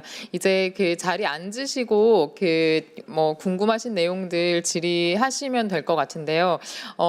자유롭게 편하게 질문하시되 제 좀 당부 말씀 드리고 싶은 거는 앞에 있는 마이크를 켜고 꼭 질문을 해주시면 좋겠습니다. 질문하실 때 앞에 마이크 딱 켜는 거 있거든요. 켜고 질문하시고 질문이 좀 너무 길어지지 않게 한 1, 2분 내로 질문하실 수 있도록 혹시 질문이 길어지면 제가 중간에 끊더라도 좀 양해 부탁드리겠습니다. 네. 네. 네. 네. 그냥 강의 잘 들었고요. 소장님이 말씀하신 것 중에 지방의 주택들의 이제 보유를 좀 인정해줘야 다주택에서 제외해줘야 좀 이제 지방 주택과 이제 수도권이 좀 잡히지 않을까 말씀하셨는데 저희 개혁신당에서 이번 대선 때 냈던 정책 중에 하나라 좀 반가운 내용 중에 하나였습니다. 그리고 제가 질문드릴 거는 가장 큰 지방 주택을 다주택에서 일정 부분 이하는 이제 좀 제외해주는 부분을 좀 했거든요. 저희가 말씀하신 거랑 거의 똑같은 생각을 가지고 했었고. 네, 감사합니다. 네.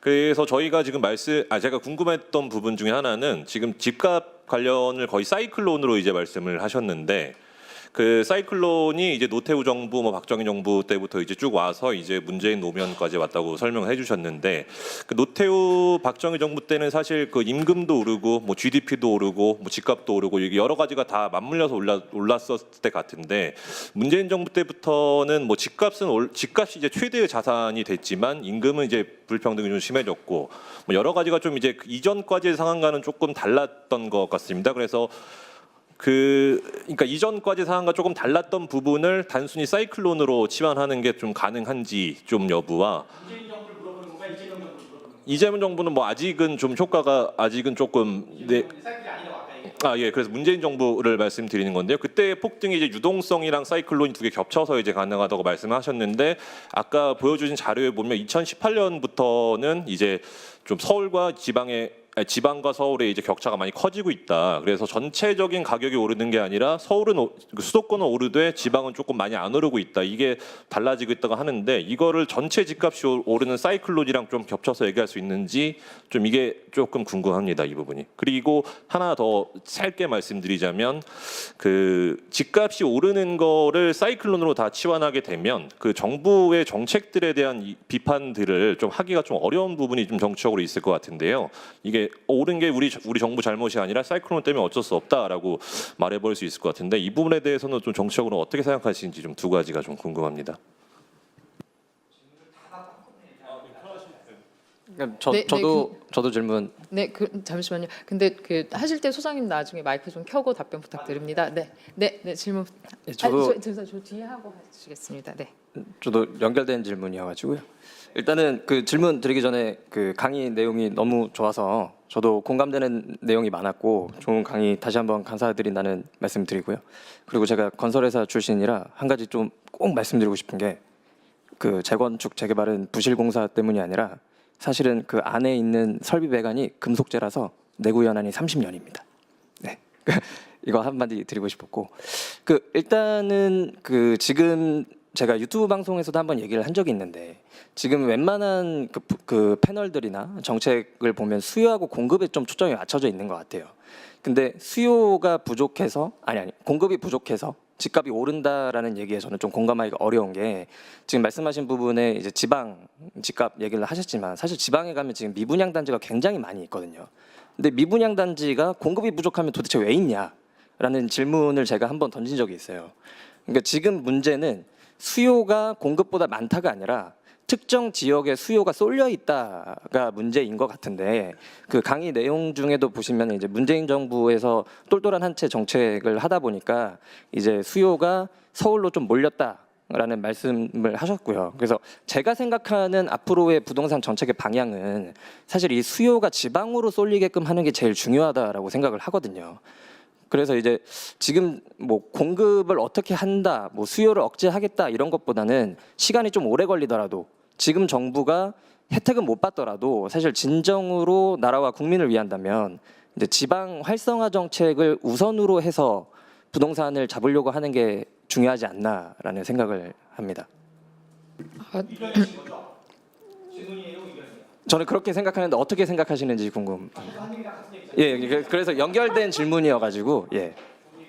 네, 딱 사실 저는- 말씀 딱 끊으려고 했는데 이렇게 딱 해주셨네요. 이렇게 너무 길면 이제 자를 거니까 간략하게 예. 말씀. 여기 여자분부터 사실 계속 손을 여러 번 드셔서 먼저 하고 또 먼저 하겠습니다.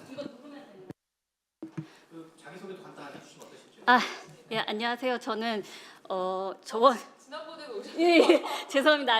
아직 국힘 당원이거든요. 예, 머리 파마를 좀 했는데 저는 국힘 아직 당원이고 프랑스에서 2002년부터 2015년까지 살다가 한국에 들어와서 정치는 최근에 관심을 가졌는데 이런 강연을 하는 데가 개혁신분이 없어서 너무 고맙게도 이렇게 왔고 그래서 너무 감사드립니다. 근데 제가 아까 말을 빨리 할게요. 제가 아까 그 설명을 드리면서 제가 궁금했던 거를 답을 찾았어요. 뭐냐면 제가 그 프랑스에 사는 동안 되게 달랐던 게 프랑스는 이미 그때 수도권과 지방의 격차가 부동산 격차가 엄청났었어요. 근데 한국은 제가 2015년에 돌아올 때까지 격차가 거의 없어서 이게 너무 이상하다. 근데 아까 설명드린 뭘 깨달았냐면 프랑스와 한국의 차이는 한국은 불경 제조업 생태계가 과거에 존재했었고 그리고 또 그때까지만 그러니까 그 전까지만 해도 문화 인프라 격차가 서울과 지방이 그렇게 크지 않았던 거예요. 근데 불격 제조업 선택에 망가지고 문화 인프라 격차가 커지면서 그게 됐구나 이걸 깨달았거든요. 그리고 두 번째 이제 이건 질문인데요. 제가 이제 프랑스에 지금 이제 민주당이 하는 법안들이 정말 황당하실 텐데 사실 완전히 똑같진 않은데 프랑스와 굉장히 흡사해요. 그러니까 프랑스가 굉장히 세입자를 위한 정말 끔찍한 법안들을 막 내서 어느 정도냐면 집주인들이 집을 그냥 비워놔요.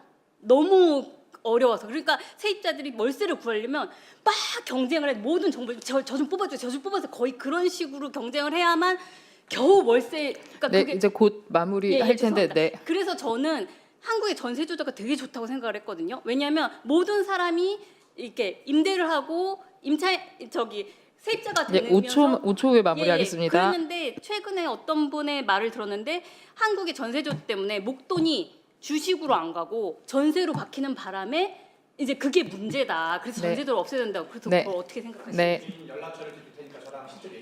네, 알겠습니다. 아, 진짜요? 네. 관심 있으세요?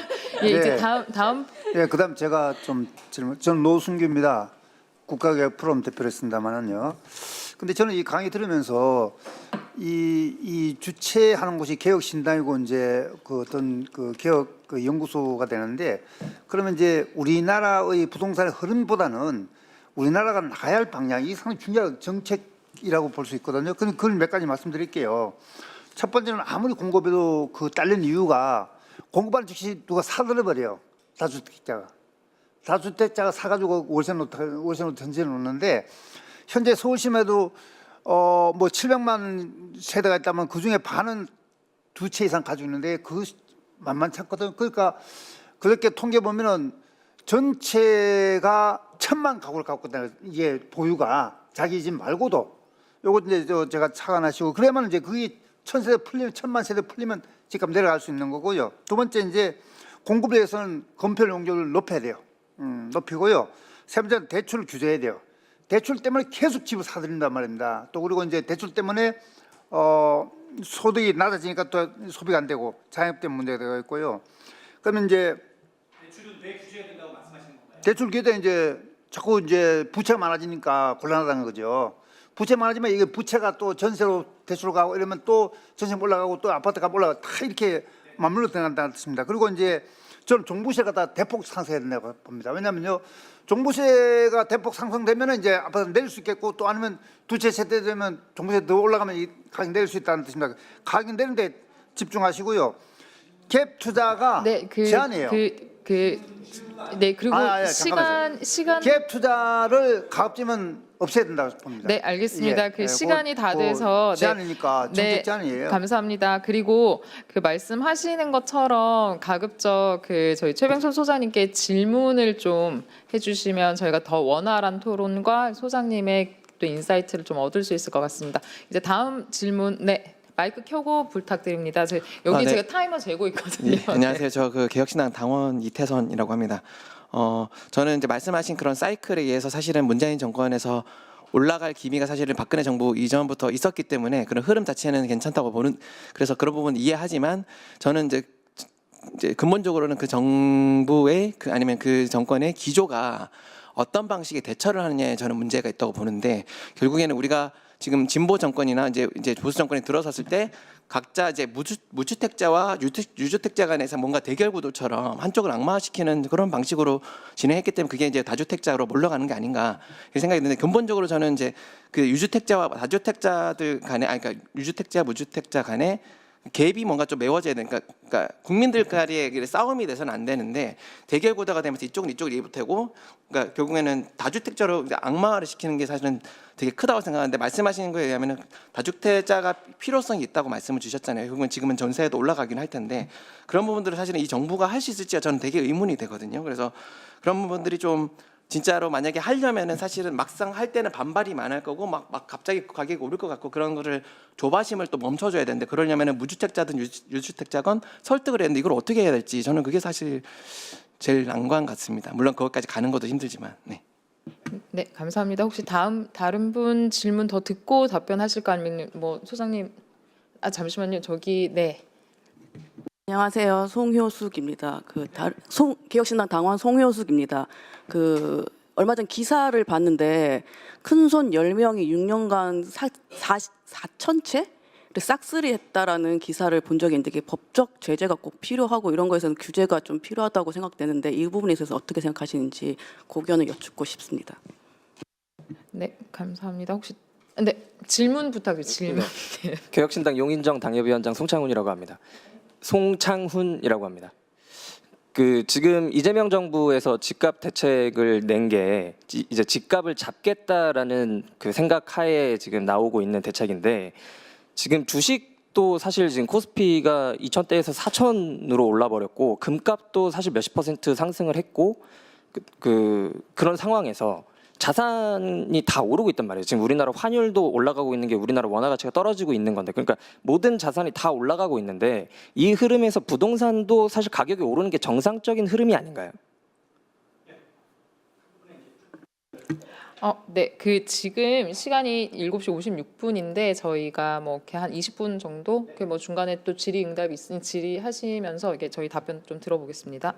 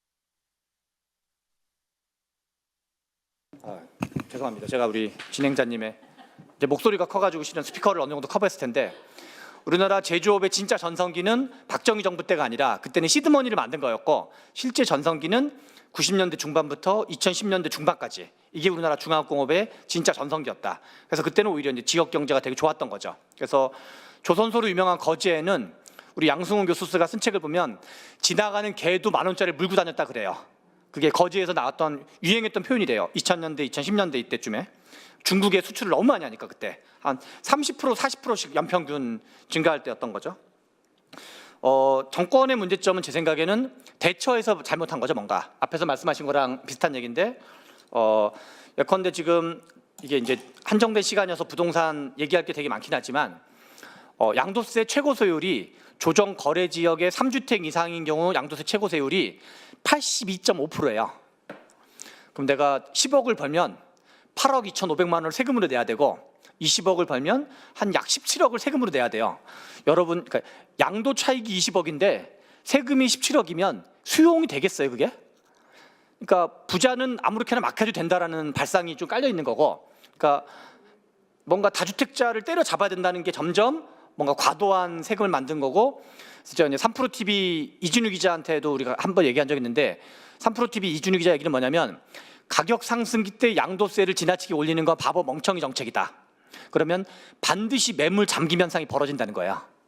적당히 가격 오르면 원래 팔고 빠져나오고 싶은 사람들이 있는데 그걸 다 차단하는 거거든요.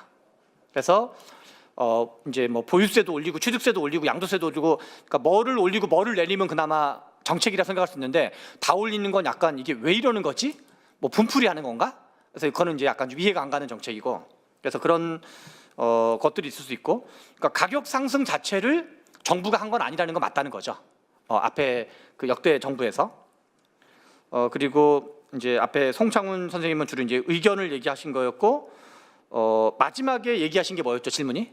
의견, 마지막에 얘기한 게 의견 어떻게 생각? 그 자산이 다 오르는데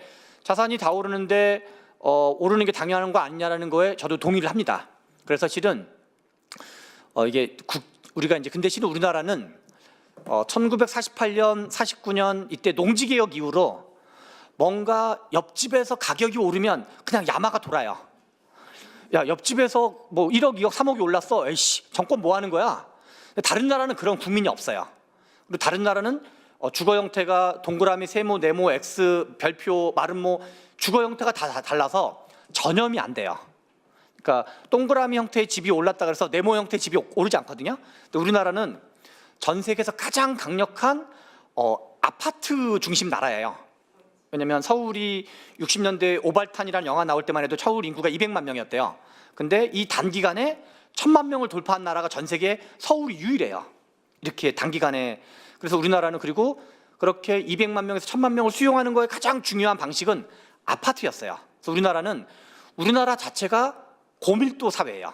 그러니까 용적률이 이빨 높은 나라인 거죠. 그러니까 1000만 명을 수용한 거예요. 그래서 우리나라가 전 세계 엄청 강력한 평등주의적 전통, 그건 이제 농지개혁과 한국전쟁이 만들어낸 건데, 강력하니까 옆집에서 뭐 올라가면 이게 참을 수가 없는 거고, 거기다가 아파트라는 특징이 있으니까, 그래서 우리나라 국민들은 전 세계 그 어떤 나라도 집값이 오른다라고 정부 비판하는 게 언론에 실리는 경우가 없어요. 그 뭐 프랑스, 미국 어디 나라도. 근데 우리나라는 집값이 오르면 정부 비판이 막 쏟아져요. 왜 넌 집값 안 잡았냐? 그 얘기는 정부한테 비트코인 가격 왜 안 잡았냐? 금값 잡이 안 잡아서, 실은 그거는 언론이 그렇게 하면 언론만 탓하는 것도 볼 수 있지만 또 국민들도 그거에 같이 또 분노를 해요. 그리고 또 보수 정부 때는 그런 걸 또 안 까요. 진보 정부 때 주로 까고. 근데 그런 거를 제주국 감수하고 잘해야 된다. 그래서 우리나라 국민들은 집값이 오르면 그냥 화를 낸다. 집값이 오르는 것 자체로도 화를 낸다. 그래서 근데 집값을 잡을 수 있는 거냐? 앞에서 얘기한 것처럼 집값 상승 때문에 정권이 넘어간 게 아니라 집값을 잡는다는 명분으로 종부세를 과도하게 해서 서울 지역 아파트 4채 당 한 채가 종부세 대상자가 되거든요. 그리고 한강벨트 거의 대부분 종부세 대상자가 돼요. 그러니까 전선이 넓어져서 정권이 넘어간 거예요. 그래서 이제 뭐랄까 이렇게 그 본말이 전도됐다 그럴까요? 주계획이 전도됐다 그럴까? 그래서 적정하게 가격에 관여는 하되 이걸 중심적 정권의 국정 목표로 두면 안 되고 서민 주거라든가 이런 거를 둬야지 정권에도 덜 해롭고 정치공학적으로도 그렇고 정책적으로도 그렇고 뭐 그런 의견에 저는 같이 동의하고, 그다음 선생님 얘기는 저는 뭐 이후에라도 제가 명함을 드릴 테니까 얘기를 들으면 좋을 것 같고, 우리나라는 저는 이제 한국은 외국과 어떻게 다른지에 대해서 관심이 되게 많거든요. 전 세계에서 대략 전 세계는 한 210개 국가 정도가 있어요. 제가 장담하는데 전 세계에서 평등주의가 가장 강력한 나라가 한국이다. 중국 공산주의보다 우리가 더 강력하다. 근데 그거는 여러 가지 역사적, 문화적 유산이 있어요. 근데 그 중에 하나가 이제 농지개혁, 한국전쟁, 그다음 우리나라는 리셋한 적이 있는 거, 한번 나라를. 그래서 전근대가 철저하게 파괴됐어요. 그런데 외국에는 노블리스 오블리제가 왜 있냐면 귀족적인 문화가 있으니까 귀족의 의무도 있는 거야. 우리나라는 이제 귀족도 파괴됐으니까 귀족 문화도 파괴된 거죠. 그래서 우리나라는 그런 강력한 어떤 전근대의 강력한 파괴, 그런 것이, 그래서 외국에는 부자 마을의 집값이 오르는 걸 사람들이 그냥 부자 동네 일이라고 생각해요. 내 일이라고 생각하지 않아요. 근데 우리는 평등주의란 말은 나랑 관계된 일이에요. 부자 마을 집값이 오르는 건 내가 화날 일인 거야. 그래서 그거는 그동안은 우리가 그게 민주화나 경제 성장하는 동력이었고, 근데 한 3세대가 지나면서 지금 이제 자산 격차가 그전에는 제로였다가 리셋된 상태에서 우리 이기정 선생님 동네나 우리 김두수 원장님 동네 때는 그 자산 격차 같은 게 없었는데 지금 그게 생기고 있는 중이에요. 그래서 지금 과도기예요, 과도기. 그래서 지금 한 50년, 100년이 지나면 강남 집값 이슈가 안 될 가능성이 있어요. 100년 정도 지나면 야, 강남 새끼들 집값 오르는 게 나랑 무슨 상관이야? 그냥 걔네는 원래 그런 동네 아니야. 그 미국에 왜 실리콘밸리 가면 제가 스티브 집스 집을 가봤는데 2층 단독주택이 300억이라는 거예요. 그냥 그 동네는 다 그래요. 그냥 2층 단독주택이 200억, 300억이거든요. 전부 다. 아무도 뭐라 안 그러거든요. 근데 우리나라는 이제 오히려 동질감을 느끼기 때문에 화가 나는 거예요. 근데 좀 지나면 우리 이제 사라질 거다. 그러니까 계급이 오히려 현저해지면, 그래서 우리나라가 계급 정치가 안 된 이유는 계급이 없었기 때문에 그런 거야. 외국에는 왜 계급 정치가 발달하냐? 실제로 그 계급이란 말은 클래스가 다르다고 생각한 거예요. 모든 국민들이. 노동자 계급은 나는 노동자, 나는 귀족이 아니야, 난 자본가가 아니야. 근데 우리나라는 야, 네가 자본가면 다야? 이런 어떤 이제 문화가 있는 거죠. 그래서 그리고 전세 제도가 우리나라 주거비 저렴한 거에 가장 중요했는데 전세가 사라지면 사라질수록 주거비는 왕창 올라가게 될 거예요. 저는 앞에 선생님 말씀하신 정책 방향 중에서 건폐율, 용적률 상향은 적극 동의. 대출 규제는 좀 약간 의견이 좀 다르니까 나중에 따로 기회가 있으면 말하면 좋을 것 같고, 종부세 대폭 상승은 우리나라는, 저는 뭐 제가 종부세 대상자가 아니고 뭐 평생 종부세 대상자 될 사람이 거의 없다 생각하지만 우리나라 이미 부자인 사람도 전 세계적으로 엄청 많아요. 이 종부세 때려 맞는 게. 그래서 부자는 그냥 부자 그 자체가 나쁜 놈이니까 세금을 많이 때리자 그러면 내가 굳이 반대할 이유까지는 없지만 근데 그것이 정의로운지는 잘 모르겠어요. 내가 부자 아니라 그래서 내가 남이라 그래서 함부로 막 하는 게 부자가 무슨 죄 지은 것도 아니고 그것이 그러니까 뭐 국제 기준에 부합하게 하는 것 자체를 반대하지는 않는데 우리나라는 이미 많이 과한 정도다. 그리고 그걸 통해서 얻는 정책 목표가 뭔지 잘 모르겠다. 그냥 기분 나쁘니까 괴롭히자. 기분 나쁘니까 괴롭히자 그러면 내가 뭐 강하게 반대하진 않겠지만 그게 정의로운지 공정한 건지 잘 모르겠다. 그다음에 문정부가 아까 다주택자 악마와 관련된 얘기는 저는 이제 대체로니까 이게 참 어려운 거예요. 제가 이제 최근에 썼던 글에서 그런 표현을 썼는데 우리가 이제 자본가가 있고 노동자가 있는데 그 한때 이제 저도 마르크스 공부를 열심히 했던 사람인데 약간 마르크스주적 세계관에서는 이게 적대적 계급이거든요. 그래서 자본가를 때려잡아야지 노동자가 행복해진다고 생각할 수 있어요. 그러나 이제 사회주의가 망한 뒤로 자본가가 사라지면 결국 노동자도 사라져요. 자본가가 사라지면 삼성이 망하면 삼성 노동자들도 사라질 거 아니에요. 그래서 다주택자가 사라지면 세입자도 사라져요. 그래서 서울에 만약에 그러니까 서울 전역에 1가구 1주택을 법제화한다고 가정을 해봐요. 서울의 1가구 1주택을 법제화하면 어떤 일이 벌어지냐면 서울엔 단 한 명의 세입자도 못 들어와요. 그래서 세입자가 그 자가 소유자가 되는 게 아니라 세입자가 서울에서 쫓겨나는 거예요. 그래서 서울을 다주택을 과도하게 규제하면 세입자 축출 정책이기도 한 거예요. 그래서 자본가가 사라지면 노동자가 사라지듯 다주택자가 이윤을 벌어야지 주택이 공급되거든요. 그래서 야 저기 돈 벌 수 있어? 돈 벌 수 있다고 생각하지 들어가는 건데 근데 그래서 저는 그 이제 취득세가 있고 양도세가 있고 취득세가 있고 보유세가 있고 양도세가 있는데 전 세계적으로 양도세는 예컨대 우리가 보통 주거는 최병천이라는 사람이 10억짜리 아파트에 살다가 내가 이거를 팔았다고, 그러니까 내가 그냥 편의상 30억짜리 아파트를 살았다고 쳐요. 팔았으면 양도세가 그냥 편의상 20%라고 쳐요. 그러면 내가 차액이 만약에 10억 생겨가지고 양도세를 다 불면 집을 상향 이동이 불가능해져요.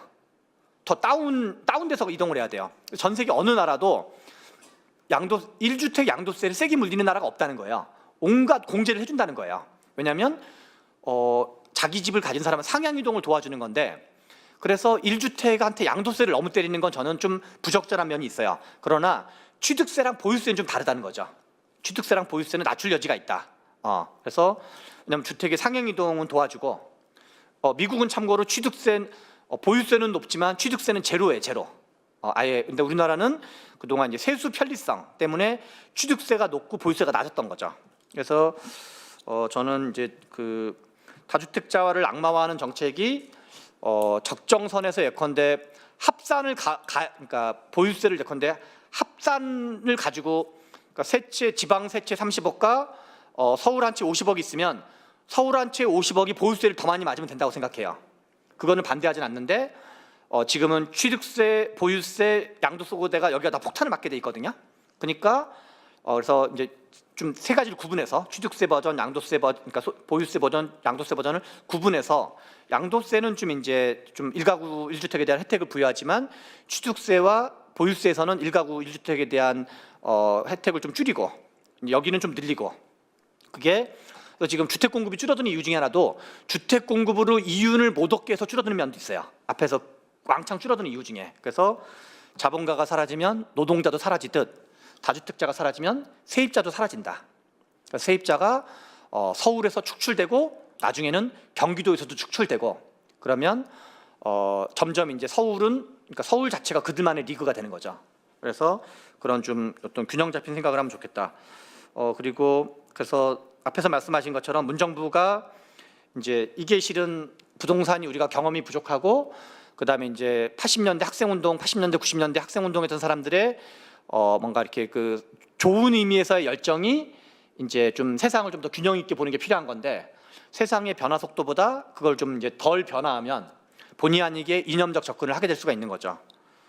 그리고 한 가구에 4,000채 뭐 이런 등등 있는데 그거는 외국에는 아예 기업이 주택을 공급해요. 그래서 그거는 제가 이제 아직 그 이제 4,000채를 가지면 그 사람이 전월세 세입자들의 가격을 낮추는 효과도 있거든요. 그래서 이제 그거를 이제 그 문제는 이제 국민 정서 문제도 있는데 그 엄청나게 많은 주택 그 사람들이 그동안 전월세 주택을 많이 공급해서 우리가 주거 사다리라는 게 이렇게 이제 전세 살다가 약간 좀 후진 전세 살다가 좀 좋은 전세로 올라오고 또 이제 이렇게 올라오는 게 주거 사다리인데 그다음에 좀 싸구려 아파트 살다가 좀 중간 아파트로 올라오고 또 좋은 아파트로 올라가고 이게 이 자체가 주거 사다리인데 그 4,000채 가진 사람도 주거 사다리 한 혜택을 공급한 사람이기도 하다. 근데 제도를 좀 정밀하게 짤 때는 좀 제가 아직 그 부분까지는 공부가 좀 덜 돼 있어서 대안까지는 좀 더 고민을 해봐야 될 것 같다. 요 정도 답변을 맞출 수 있을 것 같습니다. 혹시 뭐 추가 질문 있으신지? 이렇게 질문과 답변 너무 감사한데, 네, 여기, 네, 예, 네. 마이크 켜고 그 말씀해주시고 제 4시간, 네, 간략하게. 저는 질문을 아니고 아까 저기 선생님이 종부세를 많이 올려야 된다고 말씀하셨잖아요. 전 그건 절대 반대합니다. 왜냐하면 보유세뿐 아니라 우리가 재산세라는 걸 또 2번에 나누어서 내잖아요. 정말 날짜 지켜가면서 그 할부를 해가면서 이렇게 납부를 성실하게 하고 있거든요. 근데 이제 종부세가 또 납부를 해야 되는데 그 종부세 계산법이나 재산세는 그 각각 그 개인에 따라서 계산법이 다 다르게 적용되잖아요. 그래서 조금 더 많이 내는 사람도 있고 덜 내는 사람도 있는데 보유세는 저는 이중세라고 저는 생각하기 때문에 재산세도 그만한 그 집을 가지고 산다는 것 때문에 너무 많이 부담이 되는데도 불구하고 더 올라야 된다는 거는 절대 있어서는 안 되지만 현 정부에서는 좀 정책적으로 네, 그거는 꼭 저지가 돼야 되고 지금 정부 정책이 정말 마음에 안 들거든요. 다 뭐 말씀드릴 수는 없지만 그래서 관심도 많지만 일단 그 부분은 아주 절대적으로 안 된다는 거, 예, 해당이 되든 안 되든, 네, 그건 꼭 좀 잘 지켜주시기 바랍니다. 네, 알겠습니다. 네, 말씀 네, 감사합니다. 혹시 또 다른 분 질문 있으실까요? 네, 마이크 켜고 말씀 간략히 부탁드립니다. 네, 좋은 강의 잘 들었습니다. 인천 시당위원장 이기붕이고요. 저는 다른 여러 가지 팩터들을 이렇게 말씀해 주셨는데 지금 팩터 중에 말씀 안 하신 게 이제 인구가 이렇게 절벽인 거하고 또 저는 이제 불경이 이렇게 뭐 무너지는 과정이 어쨌든 중국의 어떤 산업화에 급격한 자리를 잡은 거거든요. 그 수준이 어떤 계단식으로 확 올라가서 선진국 수준 어느 순간 됐어요. 이제 이 팩터가 좀 빠진 것 같아서 거기에 대한 의견 좀 듣고 싶어서 질문드렸습니다. 마무리로. 네, 답변 네 부탁드립니다. 그 지금 인구는 고점을 찍고 지금 하강 중이고요. 총 인구 자체는. 네, 그래서 근데 그 지역별로 다른 특징이 좀 있는 것 같아요. 그래서 수도권 쪽은 여전히 그러니까 비수도권 지역 사람들이 수도권을 몰려오고 있고 여전히 그래서 비수도권 인구가 유출되고 수도권 인구는 유입되고 있는 중이에요. 현재도 그래서 총 수도권 인구는 늘어나고 있어요. 그게 하나가 있고 그래서 수도권과 비수도권을 구분해서 보면 수도권은 인구가 플러스 중이다. 그리고 심지어는 이거는 1인 가구 현상도 있고 다주택자 규제 때문에 제가 이제 그 페이스북에 그동안 칼럼 언론에 썼던 부동산 관련된 칼럼을 썼더니 변호사분 몇 분이 강남 이런 쪽에서는 종부세라든가 이런 양도세 등등의 중과를 피하려고 이혼을 하는 경우가 많대요. 그러니까 같이 사는데 우리가 뭐 이제 우리 만약에 부부끼리 같이 사는데 법적으로는 이혼을 해버리는 거예요. 그러면은 이제 이 때려 맞는 거를 다 하니까 그래서 지금 피하려고 하는 게 하나는 징여가 있고 또 하나는 그냥 아예 이혼을 해버려요 법적으로. 그러면 이제 이게 분가가 돼가지고 세제 혜택이 달라지기 때문에 그래서 지금 1인 그러니까 가구 수가 엄청 늘어나고 있는데 가구 수가 늘어나는 것도 하나는 1인 가구 자체가 증가하는 현상도 있고 실은 다주택자에 대한 과도한 규제 자체가 가구 수를 늘리고 있는 것도 있어요. 그러니까 이거는 이제 정말 저건 거죠. 약간 여담인데 그 동남아시아인가 어느 나라에서 쥐가 너무 많아가지고 쥐를 잡아오면 포상해주는 제도를 만들었대요. 쥐를 줄이려고. 그랬더니 나중에 어떤 일이 벌어졌냐면 쥐를 키우기 시작했대요. 왜냐면 쥐를 가져가면 돈을 주니까 쥐를 키워가지고 그래서 쥐가 훨씬 늘어난 거예요. 그만큼 이게 참 어려운 거예요. 규제라는 게 우리가 풍선 효과 같은 게 있기 마련이어서 풍선 효과를 이제 우리가 예측하지 못하는 풍선 효과가 많아서 실은 그런 걸 막 고려해야 되는데 지금 우리나라 다주택자를 때려잡는 거는 실은 국민 정서법의 다수 의견이에요. 이게 무슨 뭐 진보 정부가 그 다주택자 규제라는 건 여론조사 붙이면 규제하라 여론가 훨씬 많아요. 근데 규제했더니 이러저런 부작용이 생긴 거죠. 그래서 그런 것처럼 이제 그래서 인구 문제는 수도권 비수도권을 구분해서 봐야 되고 근데 지금 앞으로도 한 이제 그래서 지금 다주택자 규제가 오히려 본의 아니게 지방 황폐화를 훨씬 더 가속화시키고 있다 지금 그런 걸 좀 안타깝게 생각하고 있습니다. 네. 예, 혹시 뭐 다른 질문 더 있으실까요? 네. 없으시면 뭐 시간이 몇 분 남긴 했지만 이렇게 마지막 안내하고 오늘 그 포럼은 좀 마치도록 하겠습니다. 저희가 이제 네. 다음 주에도 포럼이 진행이 되고 있습니다. 방금 그 소장님께서 말씀하신 것처럼 이렇게 세상의 변화 속도보다 느리면 이념적 접근을 하게 된다라는 말씀하셨는데 저는 그게 참 많이 와닿았던 것 같아요. 우리가 어떤 제도 혹은 어떤 정책을 하는 것도 중요하지만 결국에는 정치가 무엇이고 그 정치를 진행하는 사람이 우리는 어떤 생각을 가지고 접근을 해야 되는가도 굉장히 중요한 것 같아요. 그래서 저희는 다음 주에 박상훈 정치발전소 소장님을 모시고 정당의 역할과 정치적 리더십 에 대한 이야기를 좀 나눠보려고 합니다. 다음 주에는 국회의원회관 제9 간담회실에서 진행이 될 예정이오니 많은 관심과 참여 부탁드리겠습니다.